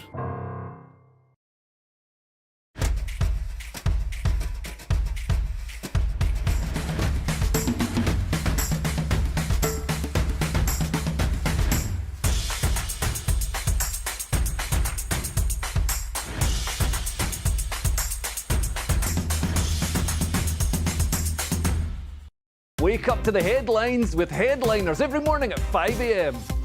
We treat you to the day's biggest stories before anyone else, 7 days a week. You can catch up on everything you need to know before you've even had your kippers. Headliners every morning at 5 a.m. only on GB News, the People's Channel, Britain's news channel. GB News, unlike other broadcasters, isn't obsessed with the London-Westminster bubble. We think there's a nation beyond the M25, and that's why we talk about the issues that matter across the land. Join me on State of the Nation, 8 to 9 o'clock, Monday to Thursday, on GB News. Daisy's listening, and you should too. I think the most exciting bit for me is talking to people. People who I think are ignored often by the major news channels. We're going to give news they want to hear. There's a voice there that needs to be heard. I think there's a chance here for a diversity of opinion to be expressed, which you don't find elsewhere. It's really exciting. We don't hold back. We're free to say how decisions that are taken here affect us all around the country. Only on GB News, the People's Channel, Britain's news channel. There's only 3 people you can trust in life. Your doctor, your lawyer, and your nana. I'm not sure. So join me, Nana Aquare, at 3 p.m. every Saturday and Sunday, where we discuss the biggest topics of the weekend. Be ready for battle. Could you be quiet? What is this? It's my new teeth. It's your new teeth. I don't bite. Well, not without a good reason. Always honest, always fun. Every weekend at 3 p.m. on GB News, the People's Channel, Britain's news channel. Your weekend starts here with Friday Night Live with me, Mark Dolan, 8 till 9 on GB News. Big stories, big guests and big laughs as we get you ready for a cracking weekend. That's Friday Night Live with Mark Dolan. Fridays 8 till 9 on GB News. Bring your own drinks. The admission's free. Tired of the usual focus-tested, pre-prepared Westminster runaround? Well, so am I. So you want higher taxes? Is your department to blame for this? Are you rethinking this policy? Every Sunday at 9:30, I'll be sitting down with those in power to get the truth about the issues affecting you. Let's be honest, we've known about the cost pressures of this project for years, not months. That's the Camilla Tominey Show, a politics show with personality. On GB News, the People's Channel, Britain's news channel.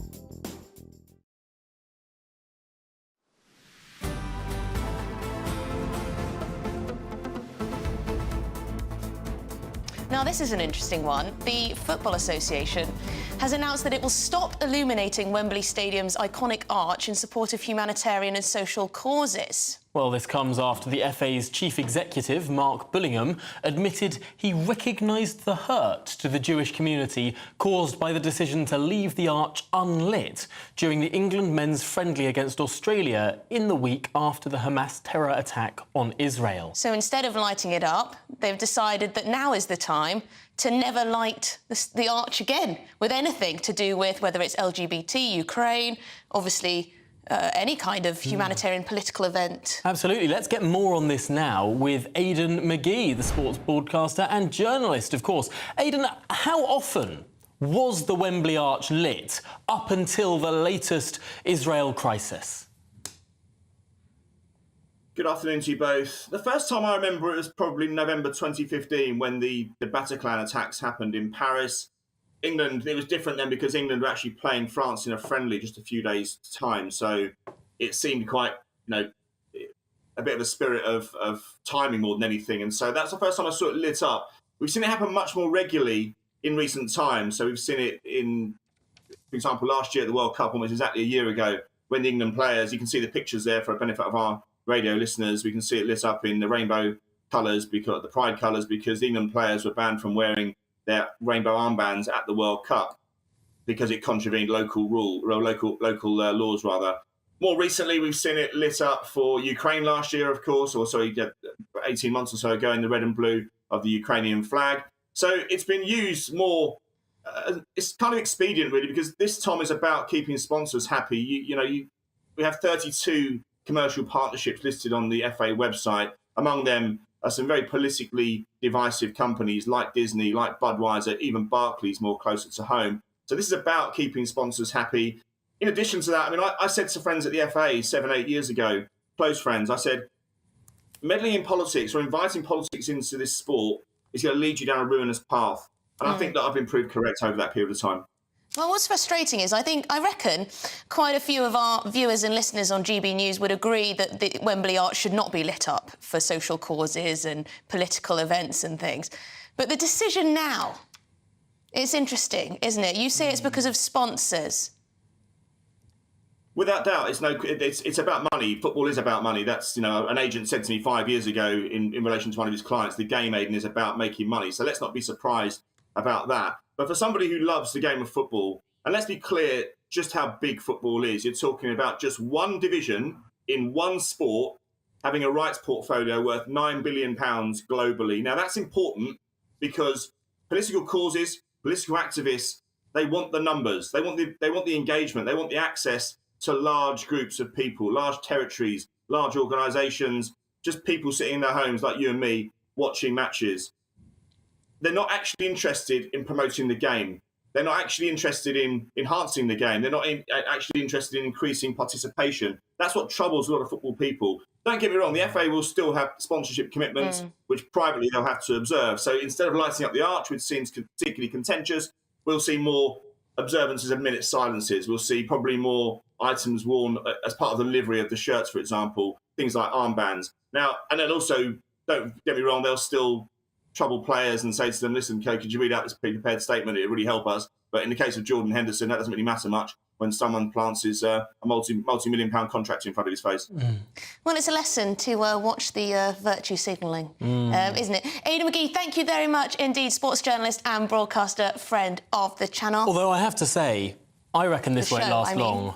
I don't think this will last long. I think as soon as there is a terror attack, perhaps in a Western country, it'll light up again. I think this is an Israel-specific thing and it shows some moral cowardice. Yes, I think you might be right on that one, but let us know what you think at home.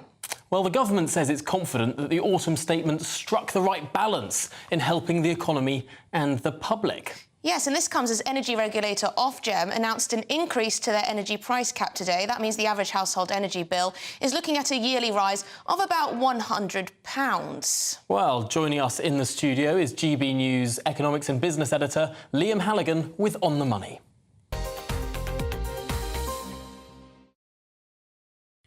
Liam, let's start with this energy price cap. Has it changed all that much? It has changed a bit, Tom. So this is the price cap that's implemented by Ofgem, the energy regulator. Let's have a look at some of the numbers here. From October to December, the price cap was £1,834 a year. That means the unit cost of combined electricity and gas for households is set at a rate that the average use results in a bill of £1,834. That's going up from January to March next year to £1,928. So the average household is looking at an annual rise in their combined gas and electricity bill of £94, just short of £100, as you said, Emily. And vitally, here's the rub, this doesn't include standing charges. If you talk to lots of households, if you talk to lots of businesses also, even if the unit cost of energy is capped by the regulator, standing charges aren't. And in some cases, standing charges, that is just the cost of being connected, however much you use, are skyrocketing. So they are outside of the regulator's reach, if you like. And Liam, the dust has settled a little on the autumn statement yesterday. What's your impression of how it has cut through with the public and the political reaction? Overall positive? Well, I must say, without wishing to pat ourselves too firmly on the back, Emily, I think our coverage yesterday was bang on the money, to coin a phrase. We said very early that these are substantial headline tax rises, but they're more than offset by the tax increases represented by ongoing freezing of thresholds where tax starts at 12.5 grand, where the basic rate kicks in, where the higher rate kicks in at 37 grand, and where the additional rate kicks in at £125,000, because they are frozen and they will stay frozen until 2028. Millions more people are being dragged into paying tax and into higher tax brackets. And as Rachel Reeves said, and as you and I and Tom said, literally the moment the Chancellor sat down, these fiscal drag elements, these frozen tax thresholds, the implications of those for higher tax more than outweigh the implications of lower tax in the form of the lower national insurance rate from 12 to 10% and in the form of full expensing for businesses when they can offset the cost of their manufacturing investments against corporation tax. So I think there's a huge amount of sleight of hand here. And this morning, so far on GB News, I've been quite critical of the Chancellor, and indeed last night on some of the primetime shows. I think the Chancellor is treating the public as if they're stupid with this ongoing use of stealth taxation. The public really isn't stupid. They may not have heard of the phrase fiscal drag in many cases, but they absolutely know what it is. So I think the Chancellor's going to have to try a lot harder in the spring budget in March or April before a general election in order to try and impress the public with his tax-cutting offers. And they'll certainly be clued up after listening to you, Liam, breaking it down for us always in such a simple but detailed. I'm a simple man, Emily. I'm a simple man. Simple man. Thank you very much indeed, Liam Halligan, but also a big brain, decent-sized brain. Stay tuned. I don't know, Einstein had quite a small brain, but it was packed together. Anyway, let's get to the news now, and also stay tuned, because there's an action-packed show coming up. We'll be live in Dudley as the Red Wall reacts to Jeremy Hunt claiming to slash those taxes.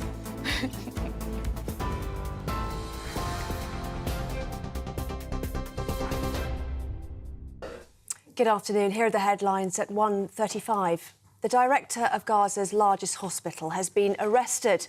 The Israeli Defense Forces say the head of the Al-Shifa hospital was detained following evidence the building had been used as a control and command centre for the Hamas terror group. Israeli troops entered the complex earlier this month and say they've uncovered extensive terrorist activity, including a tunnel, as well as many weapons.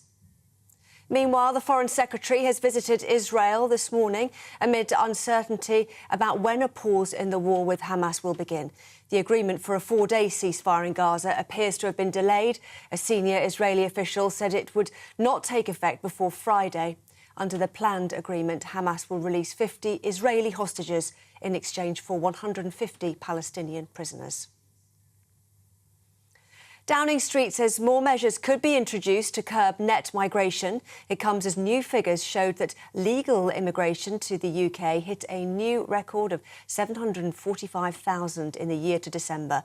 Most estimates suggest immigration is now slowing, while the number of people leaving the UK is going up. The government says it's working to reduce overall numbers, but Labour leader Sir Keir Starmer says the figure is shockingly high.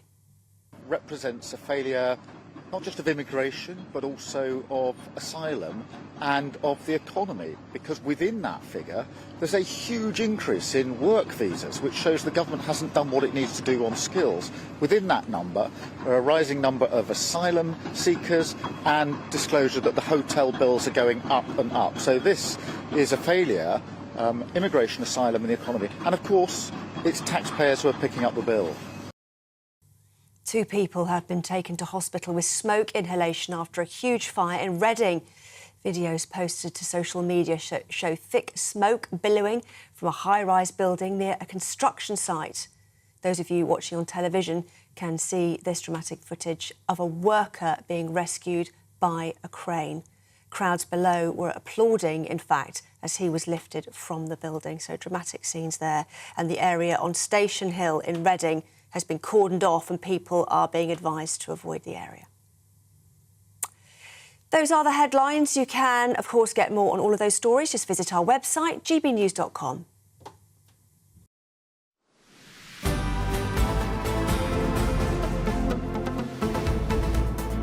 For a valuable legacy your family can own, gold coins will always shine bright. Rosalind Gold proudly sponsors the GB News Financial Report. Here's a snapshot of today's markets. The pound will buy you $1.2539 and €1.1503. The price of gold is £1,589.59 per ounce, and the FTSE 100's at 7,465 points. Rosalind Gold proudly sponsors the GB News Financial Report.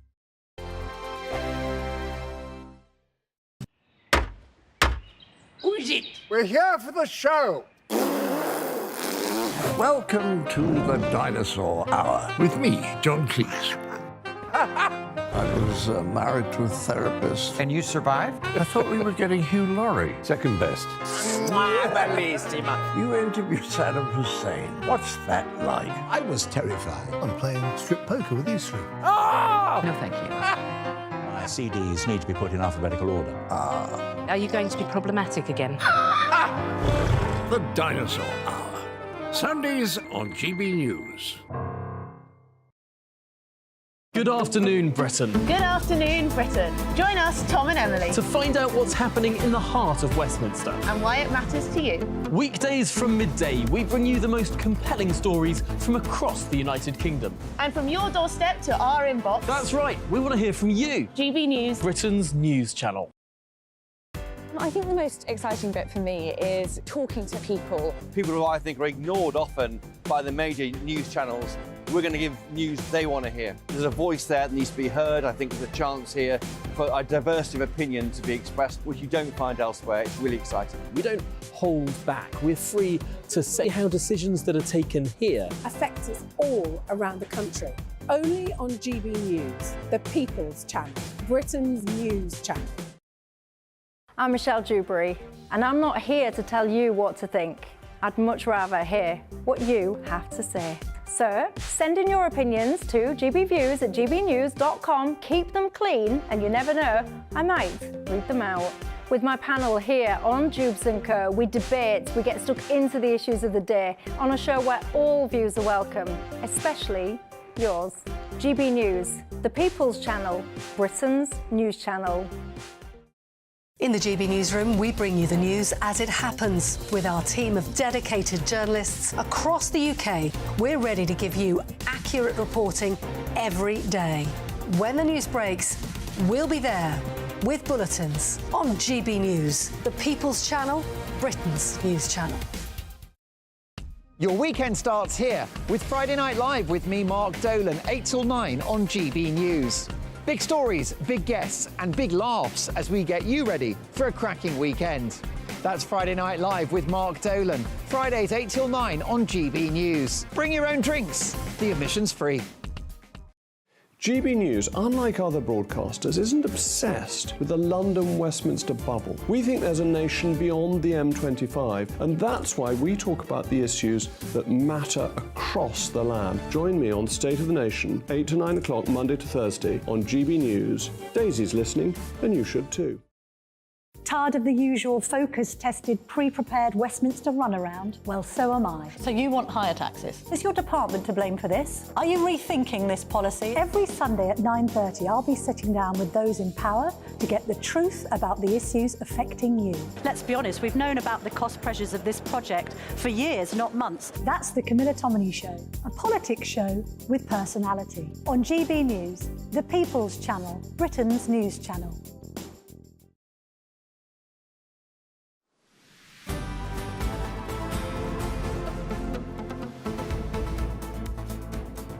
Good afternoon, Britain. Now, Chancellor Jeremy Hunt has denied opting for pre-election crowd-pleasing taxes after announcing that the main national insurance rate would fall from 12 to 10% from January in yesterday's much-anticipated autumn statement. However, the government has also been accused of misleading messaging on tax. That's because the overall tax burden remains at record high levels since the Second World War even, and the continued freeze on tax threshold is pulling more and more people into higher tax brackets. So are we paying less or more tax?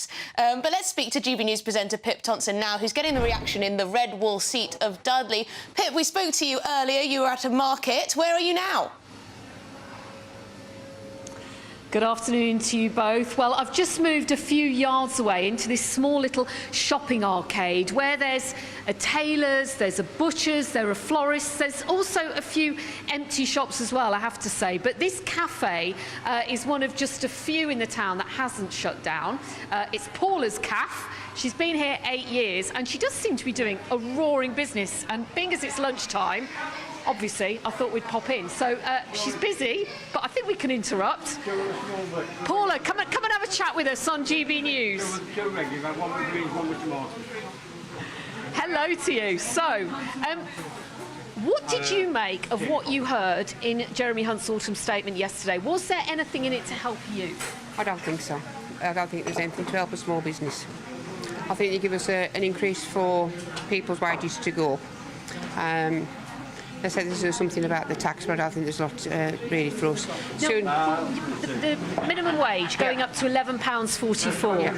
That is good for young people. Yeah. What's your thinking on it, though? So where's that money going to come from, that extra amount of money? Because we've just already just given them increase in April just gone. So that's £1 an hour. So that £1 an hour has got to come from somewhere, isn't it?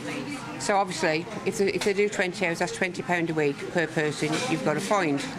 So you have to also understand we're actually based in Dudley. So I can't just continue to put my price up. Everything goes up, but we actually all we're doing at the moment is riding a storm. I mean, looking at your prices, I don't know if we can just show viewers and listeners, I'll tell you if you're listening on the radio. Some of these prices are incredible. I mean, you can get an omelette with chips for £3.99. I mean, how do you manage to keep your prices so low? Well, we try our best. We keep the prices low. We have really got a really busy clientele. So sometimes it's best to make a small amount and have nobody come into your business. OK. Red wall seat here, Dudley North. Yep. Big swing to the Tories in 2019. Yep.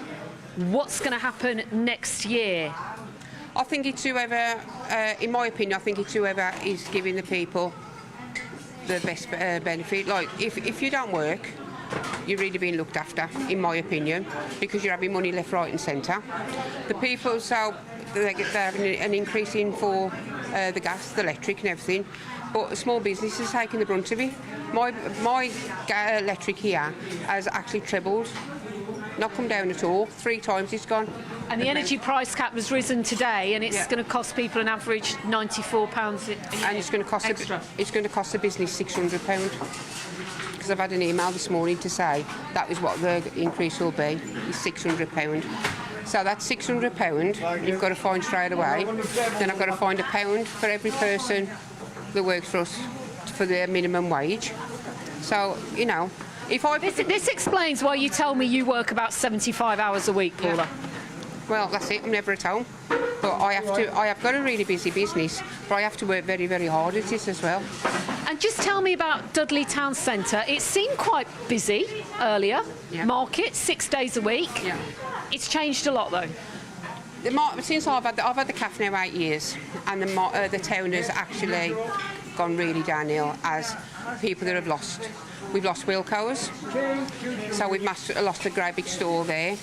And then what we're finding out is that if you go for somewhere now, the rates are a phenomenal amount of money. If you come to rent somewhere, you look at it and the rent is phenomenal. So with that, with the rent, the rates and all the electricity, people are deciding not to do it. We spoke about it earlier today, it's £37,000 just for rates for Wilco's. So you can understand why people are not coming to these shops. We actually need somebody as a big, such as Primark or somewhere like that, to invest into Dudley. OK, Paula, thank you so much. Of course, Budley. But sorry? I'll go back to me. You crack on. Did I just say Budley? I meant to say Dudley. Dudley is famous, of course, it's one of the birthplaces of the Industrial Revolution. It's got Dudley Castle, Dudley Zoo, it's got a museum. Peaky Blinders as well, so you really would expect this town centre to be thriving.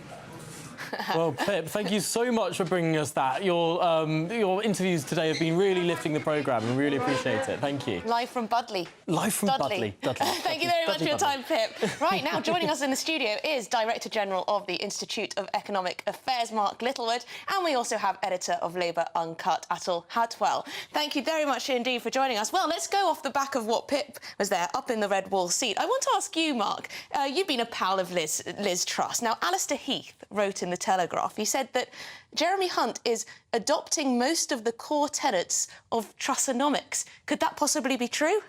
He's adopted some of the core language, right? I mean, I think one thing you've got to credit Liz Truss with is everybody's now talking about growth, right? I haven't actually gone through the Chancellor's statement working out how many times did he mention growth in an hour, but, I mean, it felt like more than once a minute. So everybody's talking about growth. Here's the problem, though. They seem to be willing the ends, but not the means. So everybody wants to see growth up, and the Labour front bench, Rachel Reeves, is saying the same. But if you want that, you've actually got to make some pretty tough economic and political decisions. And he's sort of pretending to have got tax down. Well, he hasn't. Tax is going up despite the cut in national insurance. There's a little bit here on deregulation that I welcomed around planning and those sort of things. He's brought in the semblance of a back-to-work plan to make it harder to be on job seekers allowance forever. But it's pretty thin gruel, really. And look, I hold no torch for the OBR. Their forecasts about what's going to happen to the economy are even worse than my forecasts about what's going to happen in football matches and about as scientific. But if you half believe the OBR figures, well, we're nowhere near meaningful growth. We're not going to cross the 2% per annum threshold at any point in the next 5 years. Grim numbers, I'm afraid. Atul, I'm interested in your perspective here, because Mark was saying we keep hearing the same language, really, not just from Jeremy Hunt, but also from Rachel Reeves. Is there that much difference between the Labour Party and the Conservative Party on their spending and taxing plans now? I think there is some explicit difference, and I think Rachel Reeves was across the studios yesterday showing where specifically Labour would move money around within existing totals. But I think what you can take, and we can see, look to history for this, is Labour would have a very different set of priorities. Back in the 90s, and I was a press officer during the for the Labour National Party during the 90s, we ran on a similar platform, which was that we were sticking to aggregate Tory spending totals. But the priorities when in government, first in that first term, but then in the second term, were radically different. And one of the things that happens when people elect governments, it's not just the sort of detail of a million here or 100,000 there, is which way is that party pointing? Which way? And where Labour's priorities would be different, would be more investment in sustainable technology, in the green industries, more focus on supporting business, and actually then making closer relations with our trading partners, which includes Europe. Wasn't one of the big criticisms of that first term of Tony Blair the NHS? Not a significant amount of money went into it. It wasn't until his second term, when he broke free of Tory spending restraints, that a lot of money went into the NHS. Might we see something similar this time around with Labour? Not that much changing on public spending until the Labour Party, some would say, you know, put the investment in that these things need. Others would say become more reckless with the public finances. I wouldn't go with the characterisation reckless. I think what happened was the first Labour government in 1970-2001 governed as it was elected, and in the context of the economic situation at the time. Sort of 98, 99, 2000, the economic situation changes, the global economy goes into an upswing, and actually, at that point, there's where you can prudently invest, and that's why hospitals were rebuilt, schools were rebuilt, the police were overhauled, and all of the infrastructure that had been kind of withering on the vine and kind of and decaying was refreshed. And it will fall again to another Labour government to make I'm sure those many people would disagree with your assessment of prudent spending under New Labour. But, Mark, let's move on to the biggest story of the day, and that is those migration numbers. Is it sustainable for a country like ours to have net migration at 600,000 a year? Not given the way the country's structured. I mean, by that, I mean, I do buy into these arguments, and you hear them a lot. We've heard them from a lot of spokespeople on GB News today, that the hospitals can't cope, the education system can't cope, the roads and the transport system can't cope. You'll notice all of these things have one thing in common. The government. They're run by the state. I've never heard a supermarket complaining that too many people are trying to buy groceries. Or a cinema. Sometimes they ration. Or a cinema claiming there are too many people who want to watch movies. Or a pub saying, God damn it, there's too many people trying to buy beer. We can't help. So I think a lot of it is that the state infrastructure can't cope. There's no particular reason why the population of the UK can't go up, as long as you can build the infrastructure to go up with it. But given our sort of planning restrictions, that nearly illegal to build anything in the United Kingdom now. I know you were saying earlier, Tom's hobby horse on this one. Well, if you've got those restrictions, you can't take force of numbers. And then there's obviously a question of type. Are you bringing in people who are net contributors, who are earning more than they're taking from the economy, or are you bringing in net beneficiaries? It's not just about economics, though, is it? It's also about social cohesion, integration issues as well, people not being comfortable with such dramatic demographic change. There is an aspect of that, and rapid change, particularly in local areas, needs to be managed.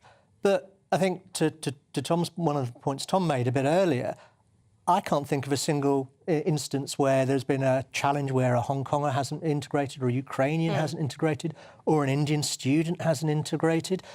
At this point, we don't see those challenges. What we do need, as Mark said, is to manage change and for our infrastructure to be upgraded, because the prize is that we have people who are contributing and helping lift our debt burden. The prize is that we have doctors and nurses and public servants, healthcare workers who can plug the gaps in our public The flip services. side of that, of course, is we have had on the streets of Britain in recent weeks people chanting for jihad, for Islamist slogans. We've had certain, perhaps, downsides to a lack of social cohesion. I agree, and that is, and the people chanting for jihad and the anti-Semitism is disgusting.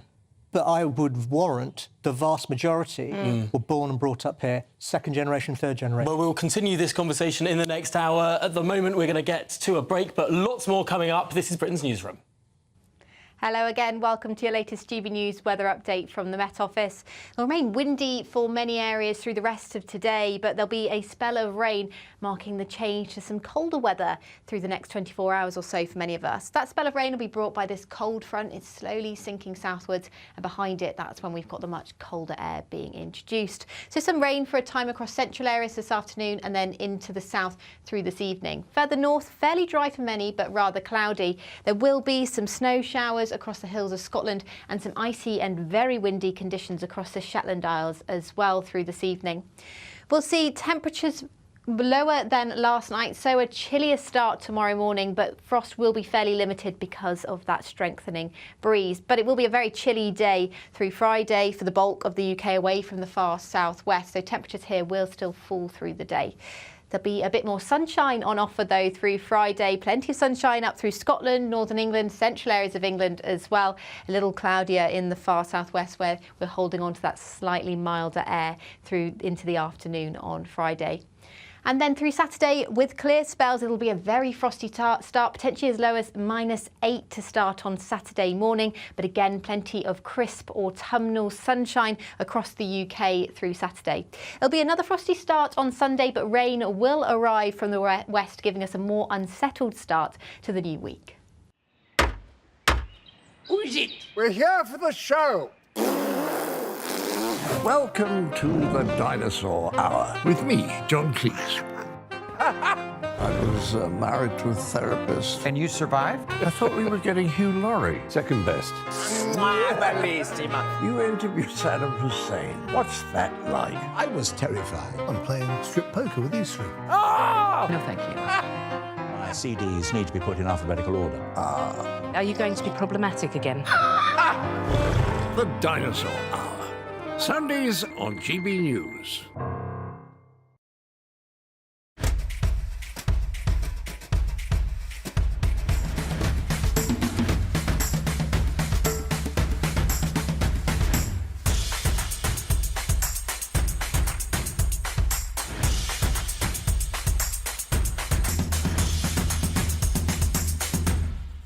Wake up to the headlines with Headliners every morning at 5 a.m.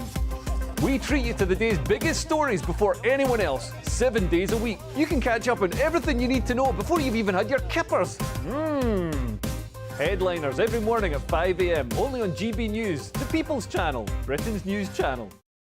GB News, unlike other broadcasters, isn't obsessed with the London-Westminster bubble. We think there's a nation beyond the M25, and that's why we talk about the issues that matter across the land. Join me on State of the Nation, 8 to 9 o'clock, Monday to Thursday, on GB News. Daisy's listening, and you should too. I think the most exciting bit for me is talking to people. People who I think are ignored often by the major news channels. We're going to give news they want to hear. There's a voice there that needs to be heard. I think there's a chance here for a diversity of opinion to be expressed, which you don't find elsewhere. It's really exciting. We don't hold back. We're free to say how decisions that are taken here affect us all around the country. Only on GB News, the People's Channel, Britain's news channel. There's only 3 people you can trust in life. Your doctor, your lawyer, and your nana. I'm not sure. So join me, Nana Aquia, at 3 p.m. every Saturday and Sunday, where we discuss the biggest topics of the weekend. Be ready for battle. Could you be quiet? What is this? It's my new teeth. It's your new teeth. I don't bite. Well, not without a good reason. Always honest, always fun. Every weekend at 3 p.m. on GB News, the People's Channel, Britain's news channel. Your weekend starts here with Friday Night Live with me, Mark Dolan, 8 till 9 on GB News. Big stories, big guests and big laughs as we get you ready for a cracking weekend. That's Friday Night Live with Mark Dolan, Fridays 8 till 9 on GB News. Bring your own drinks, the admission's free. Tired of the usual focus-tested, pre-prepared Westminster runaround? Well, so am I. So you want higher taxes? Is your department to blame for this? Are you rethinking this policy? Every Sunday at 9:30, I'll be sitting down with those in power to get the truth about the issues affecting you. Let's be honest, we've known about the cost pressures of this project for years, not months. That's the Camilla Tominey Show, a politics show with personality. On GB News, the People's Channel, Britain's news channel.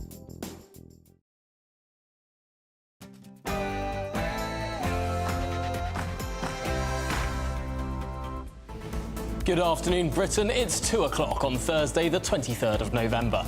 Migration backlash as the net migration figures remain at a record high. Is there any hope for a government that once pledged to reduce it to the tens of thousands? The autumn statement pledged to get the economy growing again. But with the highest tax burden since the war, can Jeremy Hunt go for growth? And can anything stop the European populist surge as Geert Wilders stomps to victory in the Netherlands? Is Euroscepticism now unstoppable?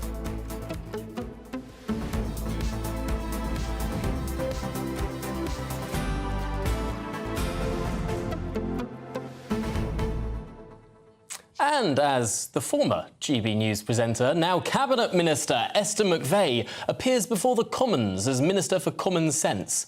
Do we need an anti-woke czar I say, why in not? government? Well, I just miss presenting alongside her. She's a big loss to the studio, but I suppose it's good to see her back in government. Yes, I mean, her official title is Minister without portfolio, Yes. which essentially means working across all departments. Some people scoff at the idea of a common sense minister, which is the unofficial title, along with anti-woke czar. Yes, I don't know. Jacob Rees-Mogg made the complaint that everyone should be spotting out these different issues across government. But I suppose one point person for it is an interesting strategy. The question, I think, is has Esther McVey been appointed just to sort of have a media line to counterbalance David Cameron's appointment? Was this just plucking someone from GB News simply to try and placate us as a station? Because I don't think it's going to work, Mr. Prime Minister. Oh, of course, it's all about us. It's all about us and our viewers and listeners. Of course it is. Well, they need to, they need to try and keep them on side. Well, they keep do. us on side. The people who I don't think that's going to work. The people who listen to and watch GB News are some of the most important voters at the next election. They're the people who will decide the next election. And I think both the Conservative Party and the Labour Party are beginning to recognise this more and more. Well, you know what? We wouldn't need a common sense minister if all of our ministers already had common sense. And I'm thinking that even the opposition might admit that there's a dearth of common sense in politics, perhaps. It's interesting, the Canadian Conservative Party have made their strapline, Common Sense Conservatives. They're 20 points ahead in the polls right now. Well, there we go. This is Good Afternoon Britain on GB News.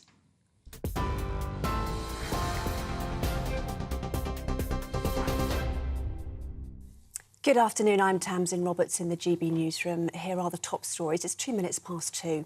Downing Street says more measures could be introduced to curb net migration. It comes as new figures showed that legal immigration to the UK hit a new record of 745,000 in the year to December. Most estimates suggest immigration is now slowing, while the number of people leaving the UK is going up. The government says it's working to reduce overall numbers, but Labour leader Sir Keir Starmer says the figure is shockingly high. Represents a failure not just of immigration, but also of asylum and of the economy, because within that figure there's a huge increase in work visas, which shows the government hasn't done what it needs to do on skills. Within that number are a rising number of asylum seekers and disclosure that the hotel bills are going up and up. So this is a failure, immigration, asylum and the economy. And of course, it's taxpayers who are picking up the bill. The director of Gaza's largest hospital has been arrested. The Israeli Defense Forces say the head of the Al-Shifa hospital was detained following evidence the building had been used as a control and command centre for the Hamas terror group.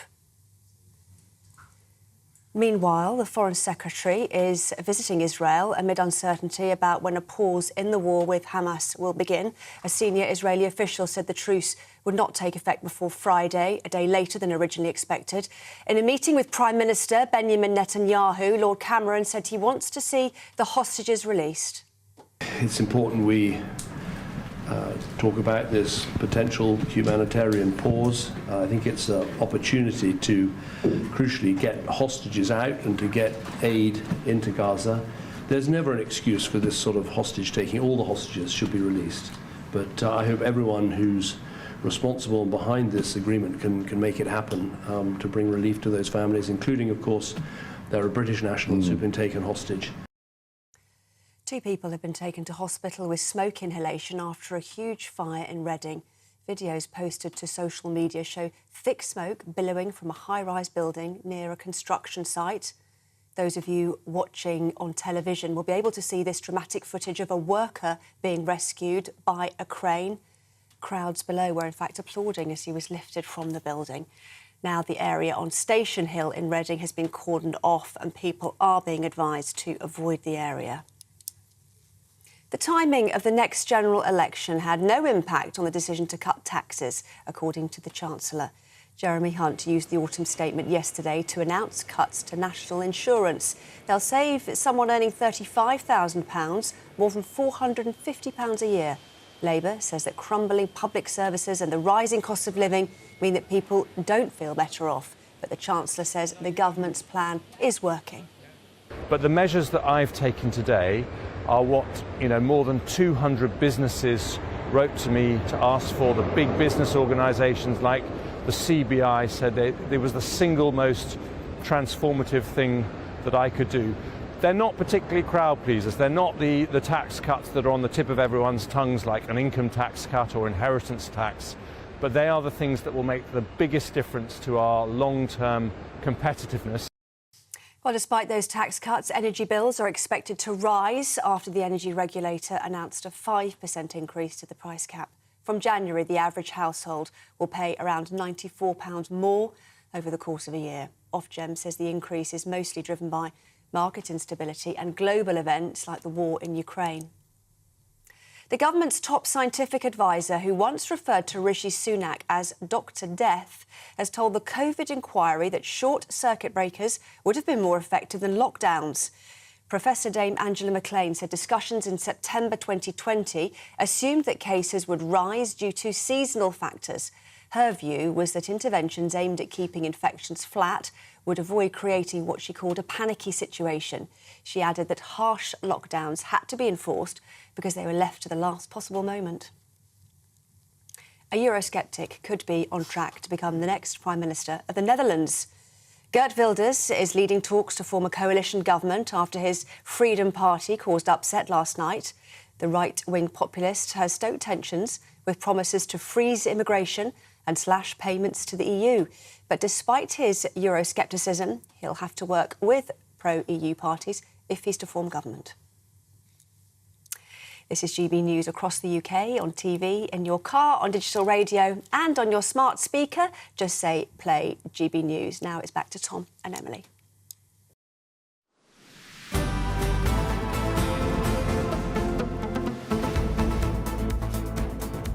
Right, back to our top story of the day. Could we be seeing the start of a fall in net migration? Well, the Office for National Statistics says it's too early to tell. That's because the figure in the year up to June 2023 stood at a whopping 672,000. Well, this marks a fall from the official 2022 figure.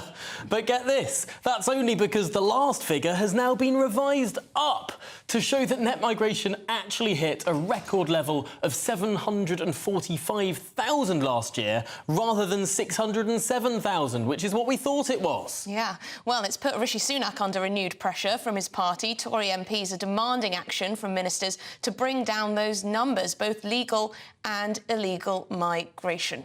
Well, let's dive into the nitty-gritty here with our security and home editor, Mark White. Mark, what are the details of these numbers? Well, remember, it was a key pledge of the now Foreign Secretary, former Prime Minister David Cameron, to bring net migration down to the tens of thousands. Well, it's staggering to see where we are now, not that long on from when David Cameron spoke about this. 672,000 is the net migration to the UK in the year to June.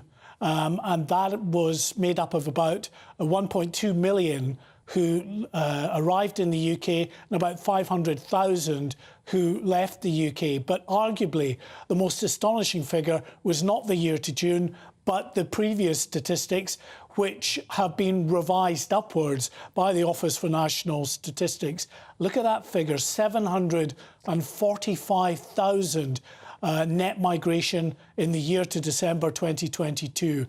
That was up 139,000 on the figures we were talking about earlier in the year, which had reached a record level of 606,000. But we didn't know it was 139,000 more than that. Taking a look at some of the other figures within the latest stats, you can see that work visas were at 322,000, up 87,000. 50,000 of those were for dependents. And then looking at student visas, well, student visas have gone up to 378,000, 58,000 up on the previous set of figures. And again, drilling down into that, 96,000 of those student visas were issued to dependents, up 38,000 on the previous figures. And actually, the Home Office have also issued a set of figures as well, which show that in their calculations, 154,000 student visas were issued to dependents. And the reason that there is that difference between 96,000 and 154,000 is because they've issued the visas, but those dependents haven't arrived as yet. Now, the Home Secretary, James Cleverly, has been accentuating the positive. He certainly has. He says behind the overall migration figures are a number of important and positive changes. He says today's statistics, which show the biggest drivers of immigration to the UK are students and healthcare workers, are testament, he says, both to our world-leading university sector, WEHE, and to our immigration system, which prioritises the skills we need. Double WEHE there for the Home Secretary. Talk about accentuating the positive. Do I sense a bit of disbelief from you, Mark? No, I mean, hats off to him if he can find anything in those figures that is positive, because really 672,000 people into the UK, when you have a government that has been committed to driving those figures down to the tens of thousands since 2010, effectively, it takes a lot of doing to come away with some positives. Well, Mark White, thank you so much for talking us through. Hang on, I have one more question for Mark. One more question for Mark, quickly. You've done a bit of digging for us on who's leaving. A lot of people are interested in who are the people who are leaving this country. I'd like to take the credit for this, but it was our trusty producer, Tom Fredericks, who was burying his head into those figures just for you, Emily. And that shows that the numbers of the 500,000 figure, those that left the UK, round about 100,000, just under, are actually British nationals going off to work and study abroad. The majority of the rest of that 400-odd thousand is students that are reaching the end or have reached the end of their study period and they're returning back to their home countries. It's frankly staggering what a proportion of those both coming in and leaving are students. 400,000, the bulk of that, students leaving, but also 378,000 students and their dependents. That's more than half of the entire number coming in are students. I wonder whether it's such a good thing that our universities are so dependent on foreign students. I don't know, it's a Britain around the world. Well, it's good, to take a James Dudley line on it. But do they prop up some of the less valuable courses? I don't know. I don't know. Just putting it out there. Anyway, thank you very much indeed, Mark White, Home and Security Editor at GB News. I think if it was up to me, I'd put a hard limit on... You know, they rank universities every year. Perhaps only the top 100 universities should take international students. I think that would weed out quite a lot. I don't know, maybe the top 150, maybe I'm being too mean. Shall we speak to Conservative MP Sir Michael Fabricant? Hello, Michael. Thank you very much indeed for your time. Ah, there you are. James Cleverly seems rather relaxed about these migration figures. Are you? No, but I must say, though, on the student front, let me tell you, before I became an MP, I used to sell radio and television stations abroad. And one of the things I always found, it was easier to sell in countries where the engineers had gone to British universities. So it actually does have payback. And I'm not so bothered personally. You know, the more foreign students who pay a fortune to go to British universities there are, it means you pay less. Hang on, Michael. If you're a British student. That's all well and good, and I'm all for global Britain and having students come here, but of course they do require housing, and they may use public services, and they may wish to use transport and everything else, and unfortunately, your government hasn't built the infrastructure needed. Well, yeah, and I mean, that's a fair point. But, you know, students leave, as you've already been saying, as well as come in. But let's focus on those who shouldn't be here, the illegal immigrants. They are the problem. Now, the government's been looking at all sorts of solutions. They looked at the Labour Party's solution, which was interesting, to do a deal with Europe. But Europe, of course, is also having a real problem now with increased immigration. Hence, and I hope you're going to be impressed with the correct pronunciation, the election of Geert Wilders in Holland. Dutch radio are clients of mine, so I'm very good on the old Dutch pronunciation. Because you get a lot of people getting elected now in Germany and France and Holland, as we've seen, who are becoming very Eurosceptic. I mean, God, even Michel Barnier, the one we were negotiating against when we were trying to leave the EU, is now saying there has to be now a new European Union which redefines things. But anyway, back to your point, which was all about immigration. So we looked at the Labour Party's suggestion, but with increased immigration into continental Europe, it would mean even more immigration into the UK and people that we would have no control over at all. So the Labour Party idea is rejected. The government has looked at other possible locations because following the Supreme Court ruling, which said, yes, in principle, you can process applications abroad, but they didn't like the idea of doing it in Rwanda. I know the government's looked at the Falklands and other locations. They were slightly worried, I'm told, when they looked at certain crown colonies like Bermuda and thought, hang on, that might be too attractive and people might even more will want to come in the hope they'll be safe. Michael, I'd be getting in a small boat if it meant a free trip to Bermuda. Me too. I'll go with you, Tom. So anyway, they've been looking at that, and now they're going to try and give them government, they're doing government legislation to see whether we can still send people to Rwanda, which will deter people from coming here. Of course, there has been a little improvement. We've done a deal with Albania. So 90% of Albanians have now been sent back to Albania. Italy's done a deal with Albania, which we don't yet have, which is where they process everybody in Albania, a bit like we want to process them in Rwanda. Maybe the Albanians will agree to that. Who knows? It's interesting, though, Michael, because these are two separate issues. The illegal migration that I think everyone agrees we need to get down. Ideally, you'd, of course, have zero illegal migration. But then when it comes to... Some people don't believe that there's even such a thing. That's true, that's true. But when it comes to legal migration, after leaving the European Union, that is something the government does have complete control over. What do you think needs to change with regard to how many visas we issue, whether or not we count students in the overall number, or what policy changes do we need to see here? I think that's a very fair point. Do you count students and their dependents? Because, yeah, Emily's right, they use up resources and whatever, but we do have student accommodation as well, and universities are building for that, but they come, and then most of them go again. Some stay illegally, but they come and they go, and they're legal. I really think we should be looking at the but then more come and more go, so it's constant, so it does add to the population. Emily, it's great for our universities. I mean, I talk at great length with Adam Tickell and others. He's the Vice-Chancellor of the University of Birmingham. I don't think our great universities would be as great if we didn't get the overseas students. I mean, there is a limit that we set anyway. But I actually think, no, when it comes to students coming to the UK, I think it's a good thing for our universities and the UK. But it's the illegal ones, the boat. Yeah, Michael, I think the issue for a lot of people is the dependents, which I believe the government is actually cracking down on, although I'm not sure when it will kick in, because a lot of people are very surprised when they hear that the students you're come allowed along to bring with a wider dependent families and all the rest of it. Yeah, I know. But you know what the problem is? The problem is that 4 out of the top 10 universities in the world are British. And that's a good thing. Yeah, we also have some less top ones, but we do have fantastic universities. That is very true. Thank you very much for your time, Michael Fabricant, Sir Michael Fabricant, Conservative MP.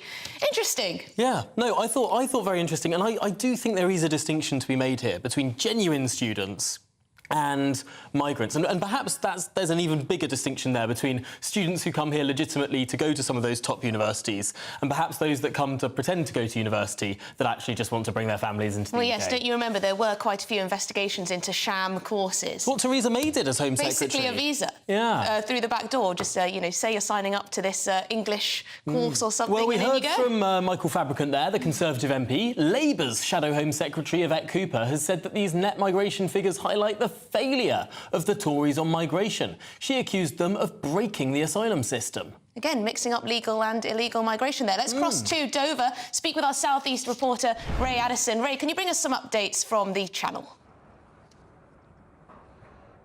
Yes, well, I suppose the Labour Party might argue that the level of illegal migration that's been announced today, which is at 45,000 for the year to September of 2023, might be partly or entirely because there aren't enough legal routes of asylum to enter the United Kingdom. Obviously, that one is up for debate. Of that 45,000 who entered the country illegally, 37,500 or 83% arrived via small boats, and they would have turned up here at the port of Dover or on an RNLI vessel at one of the other ports along the coastline as they made their way from France across the English Channel over the last 12 months. Now, that figure is down 16%, so the government will say that that's obviously a positive. And the number of boats and the people per boat, 787 vessels, that's down 34%, so less boats have actually been arriving, but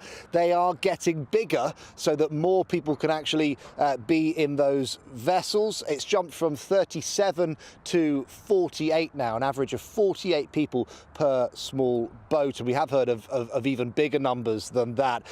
Where did those people that did arrive here via small boats come from?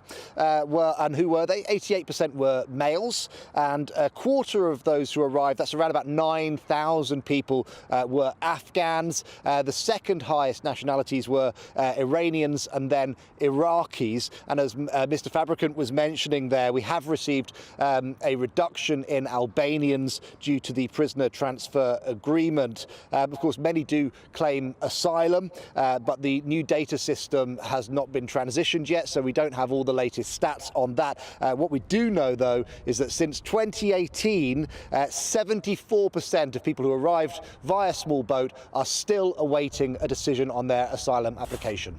Wow, held in that sort of sclerotic state of being put in a hotel but not allowed to work, can't leave, it's madness. But also 88% male. Call me a cynic, but I would have thought the most vulnerable people escaping potential or seeking asylum might not be 88% male. Ray Addison, thank you very much Something for the to latest ponder. there. Something to ponder. Coming up this afternoon, we're going to be going to the autumn statement as well. The debate continues over if Jeremy Hunt can finally turn a corner. Has he in your eyes? This is Good Afternoon Britain on GB News.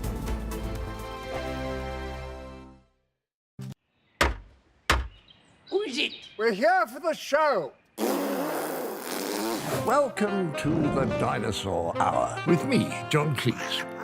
I was married to a therapist. And you survived? I thought we were getting Hugh Laurie. Second best. You interviewed Saddam Hussein. What's that like? I was terrified. I'm playing strip poker with these three. Ah! No, thank you. My CDs need to be put in alphabetical order. Are you going to be problematic again? The Dinosaur Hour. Sundays on GB News. Good afternoon, Britain. Good afternoon, Britain. Join us, Tom and Emily, To find out what's happening in the heart of Westminster. and why it matters to you. Weekdays from midday, we bring you the most compelling stories from across the United Kingdom. And from your doorstep to our inbox. That's right, we want to hear from you. GB News. Britain's news channel. I think the most exciting bit for me is talking to people. People who I think are ignored often by the major news channels. We're going to give news they want to hear. There's a voice there that needs to be heard. I think there's a chance here for a diversity of opinion to be expressed, which you don't find elsewhere. It's really exciting. We don't hold back. We're free to say how decisions that are taken here affect us all around the country. Only on GB News, the People's Channel, Britain's news channel. I'm Michelle Dewberry, and I'm not here to tell you what to think. I'd much rather hear what you have to say. So, send in your opinions to gbviews@gbnews.com. Keep them clean, and you never know, I might read them out. With my panel here on Jubes & Co, we debate, we get stuck into the issues of the day on a show where all views are welcome, especially yours. GB News, the People's Channel, Britain's news channel. In the GB Newsroom, we bring you the news as it happens. With our team of dedicated journalists across the UK, we're ready to give you accurate reporting every day. When the news breaks, we'll be there with bulletins on GB News, the People's Channel, Britain's news channel. Your weekend starts here with Friday Night Live with me, Mark Dolan, 8 till 9 on GB News.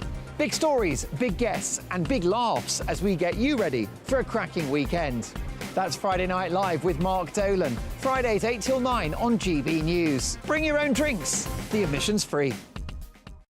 GB News, unlike other broadcasters, isn't obsessed with the London-Westminster bubble. We think there's a nation beyond the M25, and that's why we talk about the issues that matter across the land. Join me on State of the Nation, 8 to 9 o'clock, Monday to Thursday, on GB News. Daisy's listening, and you should too. Tired of the usual focus-tested, pre-prepared Westminster runaround? Well, so am I. So you want higher taxes? Is your department to blame for this? Are you rethinking this policy? Every Sunday at 9:30, I'll be sitting down with those in power to get the truth about the issues affecting you. Let's be honest, we've known about the cost pressures of this project for years, not months. That's the Camilla Tominey Show, a politics show with personality. On GB News, the People's Channel, Britain's news channel.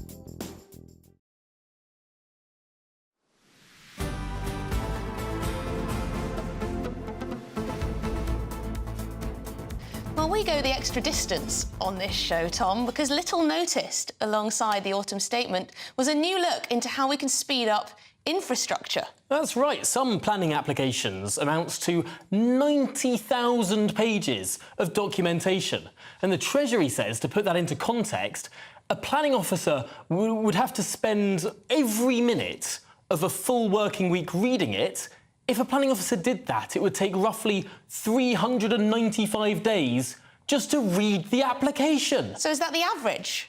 That's some of those big infrastructure projects. That's like nuclear power stations and the rest of it. And you wonder, why aren't we building these things? Well, 395 days to read a document. Should we dig into this a little more? Let's the do CEO that. of Britain Remade, Sam Richards. Sam, is this why we're not getting things built? That the documents are just far too long? It's part of it, but whisper it quietly. Yesterday was a very good day for people who want to cut through that red tape and make it easier for us to build. Firstly, because the government acknowledged the size and the scale of the problem. That stat that Tom just mentioned bears repeating. 90,000 pages. I mean, that isn't a document. That isn't even a tome. That is a library of documents that a planning official would have to sift through before we can get something built. So the very fact that the government has faced up to the problem that we have is a step in the right direction. And they've set out how they want to bear down on some of the reasons why it takes so long to build stuff beyond the documentation. So making it harder for people to bring vexatious legal claims that bring in delays, and also speeding up the consultation process as well. So there's still much more to do, but this is the first step to speeding up our broken planning system. It's about as long as our tax code, really, isn't it? 90,000 pages. I wonder, Sam, so often I will see a piece of infrastructure, like a nuclear power station, that has people, as you describe, sort of trying to sue the government for trying to build the thing. You get left-wing campaign groups, you get green groups, you get people who want to save newts or whatever else it is that stop us building the things that would make energy bills cheaper. That's absolutely right. And the real tragedy is that the current framework of environmental regulations, firstly, they're stopping us building green sources of energy, like nuclear power and new wind and solar. But at the same time, they're failing to protect nature. British nature has been in decline for 30 years. Farmland birds, insect life, all key biodiversity indicators in decline under the current rules. The current framework, the red tape that's binding up our green energy projects is also failing to protect nature. It's got to be possible to do it a better way, and we think it is. I wonder how many brilliant projects we've lost out on. What could we have if we didn't have this level of bureaucracy and box ticking? Oh, we'd have bullet trains across the country. They'd be built for tuppence halfpenny. Tuppence halfpenny. Sam, what are the actual changes that the Treasury is now looking into? So firstly, one of the things that they've done that's really important is they've updated these national policy statements that provide certainty to investors about what's required about when they're going forward with planning applications and what the government will look favourably on. So that's a big step in the right direction. As I said, there's then a couple of points. One around simplifying consultations. That's not doing away with them at all. In fact, to your stat, Tom, the 90,000-page document, when you have documents that are that long, that actually reduces democratic accountability. So we still need consultations, but they need to be simpler and more straightforward. And then to the point as well about streamlining and simplifying judicial review to make it less likely that legal cases will be brought. There are some short-term things that they're doing as well, such as, for example, speeding up the rollout of EV chargers, giving EV chargers permitted development. So there are some short-term wins, but those longer-term changes on consultations and on judicial review, that's what's to come. Don't get me wrong, this is only the first step. There's lots more to do. The fact that they didn't mention onshore wind yesterday at all, for example, they're going to need to bring that into the planning regime to get it built. So there's lots more to do, but this is a really positive first step. Interesting. It's one of those things that you didn't really hear much about yesterday, but now the details are starting to percolate out. But it's these supply side changes, isn't it, really, that go unnoticed but can make a big difference when it comes to the economy and our prosperity. Thank you very much indeed, Sam Richard, CEO of Britain Remade. Now, we've got lots more coming up on today's show. Nigel Farage, that is, clashes with campmates over the issue that Britain can't stop talking about. What's that? Immigration. We'll be asking, is it possible to have a sensible chat, a reasonable chat, about today's net migration figures? That's coming up next.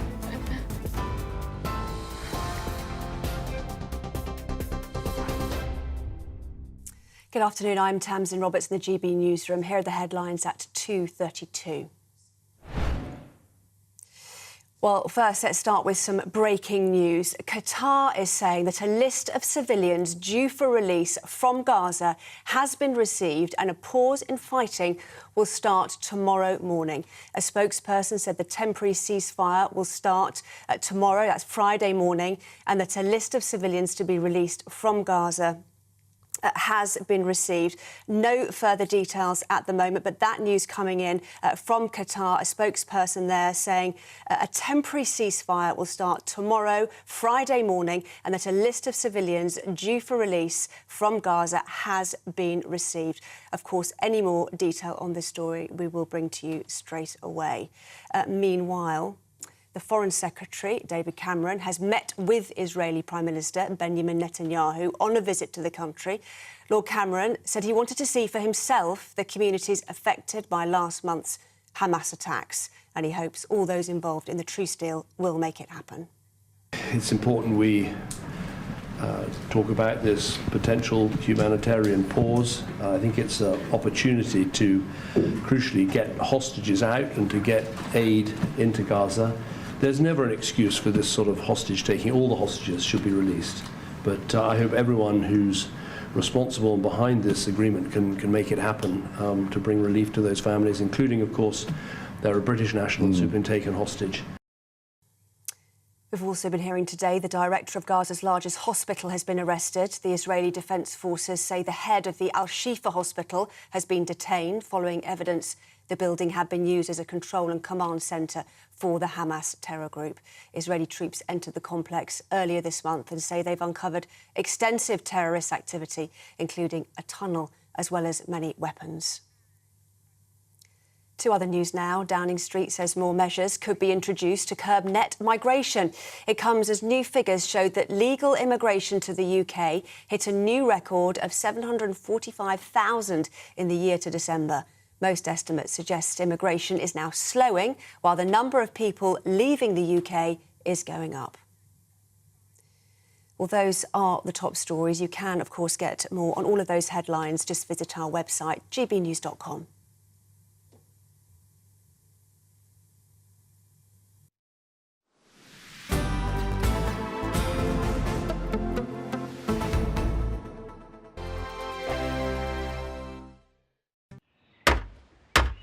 Who is it? We're here for the show. Welcome to the Dinosaur Hour with me, John Cleese. I was married to a therapist. And you survived? I thought we were getting Hugh Laurie. Second best. You interviewed Saddam Hussein. What's that like? I was terrified. I'm playing strip poker with these three. No, thank you. My CDs need to be put in alphabetical order. Are you going to be problematic again? The Dinosaur Hour. Sundays on GB News.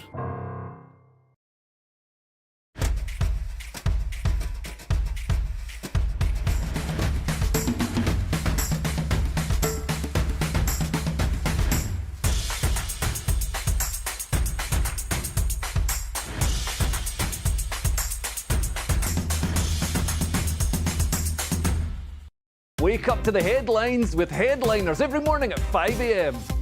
We treat you to the day's biggest stories before anyone else, 7 days a week. You can catch up on everything you need to know before you've even had your kippers. Headliners every morning at 5 a.m. only on GB News, the People's Channel, Britain's news channel. GB News, unlike other broadcasters, isn't obsessed with the London-Westminster bubble. We think there's a nation beyond the M25, and that's why we talk about the issues that matter across the land. Join me on State of the Nation, 8 to 9 o'clock, Monday to Thursday, on GB News. Daisy's listening, and you should too. I think the most exciting bit for me is talking to people. People who I think are ignored often by the major news channels. We're going to give news they want to hear. There's a voice there that needs to be heard. I think there's a chance here for a diversity of opinion to be expressed, which you don't find elsewhere. It's really exciting. We don't hold back. We're free to say how decisions that are taken here affect us all around the country. Only on GB News, the People's Channel, Britain's news channel. There's only 3 people you can trust in life. Your doctor, your lawyer, and your nana. I'm not sure. So join me, Nana Aquare, at 3 p.m. every Saturday and Sunday, where we discuss the biggest topics of the weekend. Be ready for battle. Could you be quiet? What is this? It's my new It's your new teeth. I don't bite. Well, not without a good reason. Always honest, always fun. Every weekend at 3 p.m. on GB News, the People's Channel, Britain's news channel. Your weekend starts here with Friday Night Live with me, Mark Dolan, 8 till 9 on GB News. Big stories, big guests and big laughs as we get you ready for a cracking weekend. That's Friday Night Live with Mark Dolan, Fridays 8 till 9 on GB News. Bring your own drinks, the admission's free. Tired of the usual focus-tested, pre-prepared Westminster runaround? Well, so am I. So you want higher taxes? Is your department to blame for this? Are you rethinking this policy? Every Sunday at 9:30, I'll be sitting down with those in power to get the truth about the issues affecting you. Let's be honest, we've known about the cost pressures of this project for years, not months. That's the Camilla Tominey Show, a politics show with personality. On GB News, the People's Channel, Britain's news channel.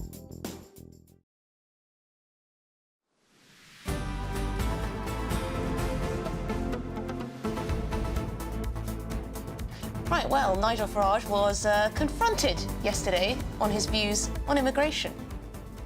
Apparently you're anti-immigrants. Who told you that? Oh, the internet. Oh, well, there we are, then. It must be true. It must be true. It must be. It must be true. Okay, but then why don't black people like you? You'd be amazed they do. You'd be amazed. Nigel! If you can...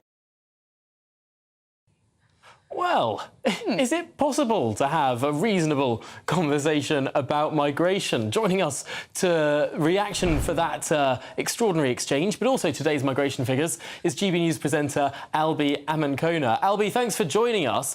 Firstly, your reaction to that extraordinary exchange between those two campmates in the jungle last night.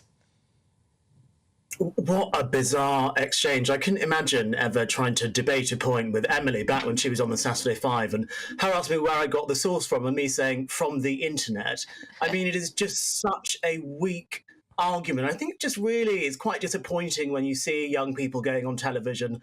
They're given a platform on a national show, one of the biggest shows in the country, like I'm a Celebrity, Get Me Out of Here, and then they make a complete fool of themselves, like Nella has. And actually, in the first couple of episodes, I really liked Nella. I thought she might end up being the next Alison Hammond, and then she let herself down with the disagreement she had with Fred when he said he's old enough to be her dad. And then I think she really let herself down last night in her discussion with Nigel, where she basically claimed that he was racist because he supported Brexit and that black people didn't like Nigel Farage. I'm a black person. I like Nigel Farage. I might not agree with him on everything, but I certainly like him as a colleague. Well, do you think it actually played in Nigel Farage's favour then? He looked like the reasonable one. Possibly. I think it all depends on who is watching. It might well play in Nigel's favour with GB News viewers, people who are fans of Nigel Farage. But we've got to remember when it comes to Nella, she's a huge TikTok star, a huge star on YouTube as well. It might actually play out quite well with her fans that she has told Nigel Farage that he's anti-immigration and had a bit of a barney with him. So I would imagine that both people's sets of fans from the I'm a Celebrity stars will be pleased with the exchange that's happened. But I'm very clear, I didn't like what I saw. It was interesting. What Nigel was trying to say is that he wanted lower migration. Then what Nella responded with, so you want me kicked out of the country? It seemed like there was a sort of cognitive dissonance there between some lower inflow and outflow. Do you think that people talk cross purposes in this conversation? I think we live in a world where people talk in absolutes. If you think we want lower migration, it means you want to kick all immigrants who live in this country out. If you think we want higher migration, it means that you think we should have open borders, when actually, if you talk to most people about migration, they all believe it should be controlled. Most people think 745,000 people coming to the country in 1 year is probably too much, and we should look to get it back down to a more manageable level. And I don't think it's really helped by the internet. We're just all in our silos all of the time. We're not necessarily exposed to reasonable opposite opinions. So I just don't really think the conversation has been helped very much. But look, the figures that we've seen today are just too high, and we need to have an honest conversation about how we bring them back down. I mean, Albie, you've been reasonably liberal when it comes to immigration. I just had a little look at your Twitter X feed. You've said there's nothing moderate about numbers like this. This is a radical immigration policy. Absolutely. Look, I'm a moderate Conservative, Emily, you know that. There is absolutely nothing moderate about 745,000 people coming into the country in 1 year. That is a radical immigration policy, as I said. You know, we came into power, the Conservatives, back in 2010 with the Liberal Democrats with a pledge to bring back immigration down into the tens of thousands with what we then would call a moderate Lib Dem Conservative government led by Nick Clegg and, of course, David Cameron, who's back in the cabinet now, a moderate government, a government which I supported. If now we've allegedly shifted to the right, but immigration is now 2 or 3 times what it was pre-Brexit under Cameron and Clegg, something's clearly gone very wrong. And I find it very interesting that, in fact, after Brexit, the tax burden has gone up and immigration has gone up. So you could probably argue that the Conservative Party has become less conservative after Brexit than before. Well, Albie Amankona, thank you so much for talking us through that big issue. Indeed, an issue that will kick off our conversation with our panel, who remain with us. Mark Littlewood, let's start with you.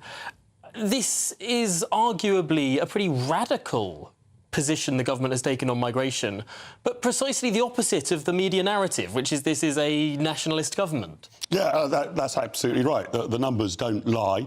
I think this has been... Unless they're revised. Well, right, yes. Yeah, the revised numbers don't lie. The initial numbers are always a lie. You're quite right, Emily. And it is infuriating in so much public discourse now that you can't have a rational argument, because a rational discussion about this actually requires quite a lot of nuance. You were pointing out earlier, Tom, you know, there's a difference between legal migration and illegal migration. There's a difference between people who are seeking migrant status and people who are seeking asylum seeker status. Why bother getting your head around that? Just shout racist at people you disagree with. Much easier to go down that lane. But yeah, clearly, if you're seeing the population going up by 1% net per annum, that is a substantial growth in the population. We've got to have a proper argument about it, proper discussion about it. I think there's probably, once you drill into that, more agreement than disagreement between people who get batted to one side or the other. But probably the better place to have a discussion about it is your GB News studio rather than the jungle in Australia. I was not exactly expecting that to bring us the most enlightened discussion on immigration numbers. Yeah, poor Nigel. I mean, he knows he's going to get a kicking. He must have been braced for it. He must have been prepped for that. He knew when he went in there he was going to be... we already had Fred, the Frenchman, on there tackling the issue of Brexit, trying to hold Nigel to account for it. Anyway, what are your thoughts on the immigration debate? Do you think that it's far too difficult to have a reasonable discussion? Because I think it does happen quite a lot that it is those on the left who wish to shut down the discussion when it comes to these controversial issues. Do you think that's true? I think that's completely untrue. I'm on the left. I have been... I'm an advocate for immigration, and I find this is a topic that in British politics we talk about endlessly, and I have talked about on loop for over a decade. And what you will rarely find are people who make a case for immigration. You will find people who have varying levels of control or and reduction. And certainly when I've talked on, not this show, certainly, but in other contexts, just being accused of wanting Blythe, and as your colleague said, Albie, just being accused of just wanting open borders. It is hard to have an open discussion, a nuanced discussion, but it's not just from the left, it's from the right as well. There needs to be sort of a stable and calmer space in the middle where this can be discussed. So, Atul, how do we create that calmer space where there is that level for nuance, where one side doesn't shout open borders and the other side doesn't shout racist? Well, I think this is a good example, actually. And I think it's part of it is in terms of the question and the moderation and just being and having that open discussion, because I think the part of the challenge here is the framing. So yes, 745,000 is a big number, but it is trending down, and in the next few years, I think the Migration Observatory... I mean, it's a crazy number, come on. But in the coming years, as Conservative MP Michael Fabricant said, as the students begin to leave, and the Migration Observatory at Oxford sort of is suggesting we'll have an equilibrium of 300,000. But new students will arrive. This is what I don't understand, because it's not going to... Because that first cohort of students will leave. So the students arrived 3 years ago, immediately after COVID. They do their courses 3-4 years, and then that first cohort leaves, and then sort of some more will arrive. But the Migration Observatory is saying that we're roughly heading towards a net migration figure of annually of 300,000, which is still material, let's be honest, but it's not 700. Do you think it's reasonable to still talk in terms of Theresa May and David Cameron in 2010? Is tens of thousands reasonable or desirable, Mark Littlewood? Well, it is tens of thousands. It's just 72 tens of thousands. Oh, very good. And I do think there is rather too much focus on the numbers. I totally get that for news you've got to report the numbers, but I'm rather with Atul here. Let's dig into what the type of it is here. I mean, if we're going to be worried about the population going up 1% per annum because of immigration, when are we going to start having discussions about, I don't know, the birth rate in the UK? Is there some birth rate that would be too high, or is the birth rate too low? All of these are population numbers, not just immigration, right? I think not everybody's most people would say that the birth rate is too low. Well, that might be a reason why you need higher immigration then, to keep the population stable, right?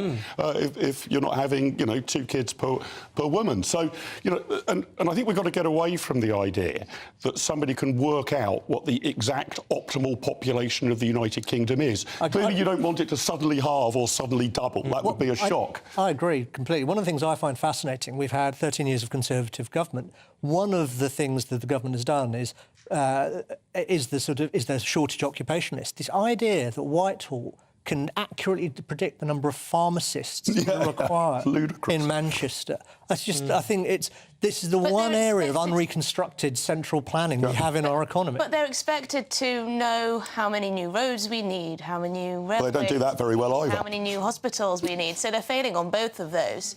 But there we go. Yeah, I wonder if we should talk about another issue now, because as important though migration is, it does fit in to so many other issues. And the autumn statement was yesterday.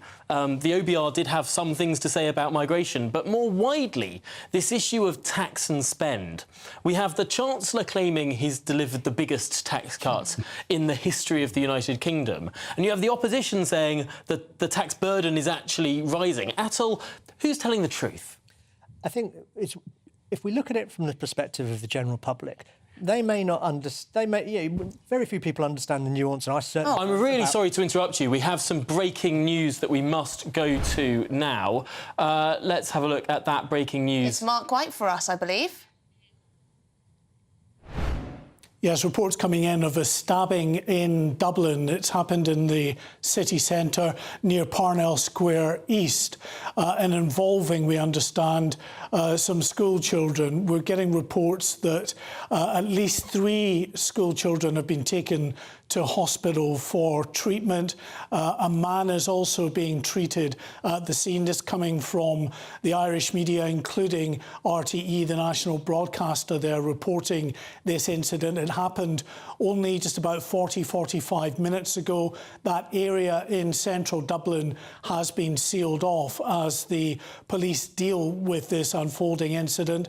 At this stage, no indication of what exactly sparked this incident. Of course, people, anytime they hear about multiple stabbings, attention turns to the potential of a terrorist attack, but there is nothing to indicate that that is the case at this stage. We await the details from the Gardaí, the Irish police, as to what exactly has unfolded here. But some very worrying developments. Apparently, the incident happened not far from a girls' school in that area in Parnell Square East. So the information that we have at the moment from the media in Ireland, from quoting the police and the other authorities in Dublin, is that 3 children have been taken to hospital following this stabbing incident. There is no indication yet on their conditions, and a man was seen being treated on the pavement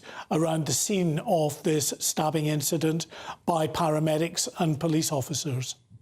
Well, Mark, thank you very much for bringing us that disturbing news out of Dublin. At least 4 people injured in this attack. As we should say, no yet indication that of whatever the motivation for this immediate attack was. But Mark, we will be back with you as you get more information on this developing story. Let's turn to our panel now for reaction to this, because it does seem that many people feel like these islands are becoming less safe. Yes, I think, and they're probably right in that judgment, I would think. I mean, obviously, horrific incidents like this always grab the headlines. You know, it is still the case that the chance that you're going to be stabbed or murdered is low, but people, obviously, even if it's low risk, it's horrifically high hazard. And, you know, without wanting to just jump on the anti-woke bandwagon, I do worry that our police force are now at least as interested in ticking boxes and paperwork and various other targets rather than just stopping and deterring crime. I don't really blame the police on the beat for that, but their absolute focus must be deterring crime and capturing criminals. And I think there's a bit too much in their ambit which distracts them from that in terms of how they're seen, how they're presented, and the rest of it. We should get back to a bit more old-fashioned policing, I think. Atul, do you think this will be a dividing line between the Labour Party and the Conservatives? The Labour Party have spoken a lot about crime, pointing out that, unfortunately, across many metrics, Britain is getting less safe. I think it absolutely will be. I don't think it will be necessarily through the lens of woke. I think it will just be straightforward resources. There aren't enough police officers on the beat. There isn't, our legal system is sufficiently mired in bureaucracy and, again, underfunding that, the staggering statistics where 99% of people of offenders aren't convicted for things like rape. It's just that will be the terrain where we don't have enough police, we don't have enough pace in our justice system, and justice isn't being served. And I think that, to be honest, it's actually not too dissimilar to what I recall as a dividing line in the 90s when the Labour Party last one came from opposition. And their famous line, tough on crime, tough on the causes of crime. But no, it is fascinating and disturbing whenever in surrounding countries, or indeed in this country too, there is an incident like this. No doubt there is political reverberation and reaction to issues like this. Of course, we'll keep you updated as we get more information. But that's been it for us on Good Afternoon Britain this afternoon. We'll see you again tomorrow afternoon from midday. Hello again, welcome to your latest GB News weather update from the Met Office. It'll remain windy for many areas through the rest of today, but there'll be a spell of rain marking the change to some colder weather through the next 24 hours or so for many of us. That spell of rain will be brought by this cold front. It's slowly sinking southwards, and behind it, that's when we've got the much colder air being introduced. So some rain for a time across central areas this afternoon and then into the south through this evening. Further north, fairly dry for many, but rather cloudy. There will be some snow showers across the hills of Scotland and some icy and very windy conditions across the Shetland Isles as well through this evening. We'll see temperatures lower than last night, so a chillier start tomorrow morning, but frost will be fairly limited because of that strengthening breeze. But it will be a very chilly day through Friday for the bulk of the UK away from the far southwest, so temperatures here will still fall through the day. There'll be a bit more sunshine on offer, though, through Friday. Plenty of sunshine up through Scotland, northern England, central areas of England as well. A little cloudier in the far southwest, where we're holding on to that slightly milder air through into the afternoon on Friday. And then through Saturday, with clear spells, it'll be a very frosty start, potentially as low as -8 to start on Saturday morning. But again, plenty of crisp autumnal sunshine across the UK through Saturday. It'll be another frosty start on Sunday, but rain will arrive from the west, giving us a more unsettled start to the new week. Who is it? We're here for the show.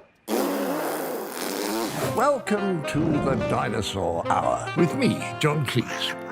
I was married to a therapist. And you survived? I thought we were getting Hugh Laurie. Second best. You interviewed Saddam Hussein. What's that like? I was terrified. I'm playing strip poker with these three. Oh! No, thank you. My CDs need to be put in alphabetical order. Are you going to be problematic again? The Dinosaur Hour. Sundays on GB News. Good afternoon, Britain. Good afternoon, Britain. Join us, Tom and Emily, To find out what's happening in the heart of Westminster. and why it matters to you.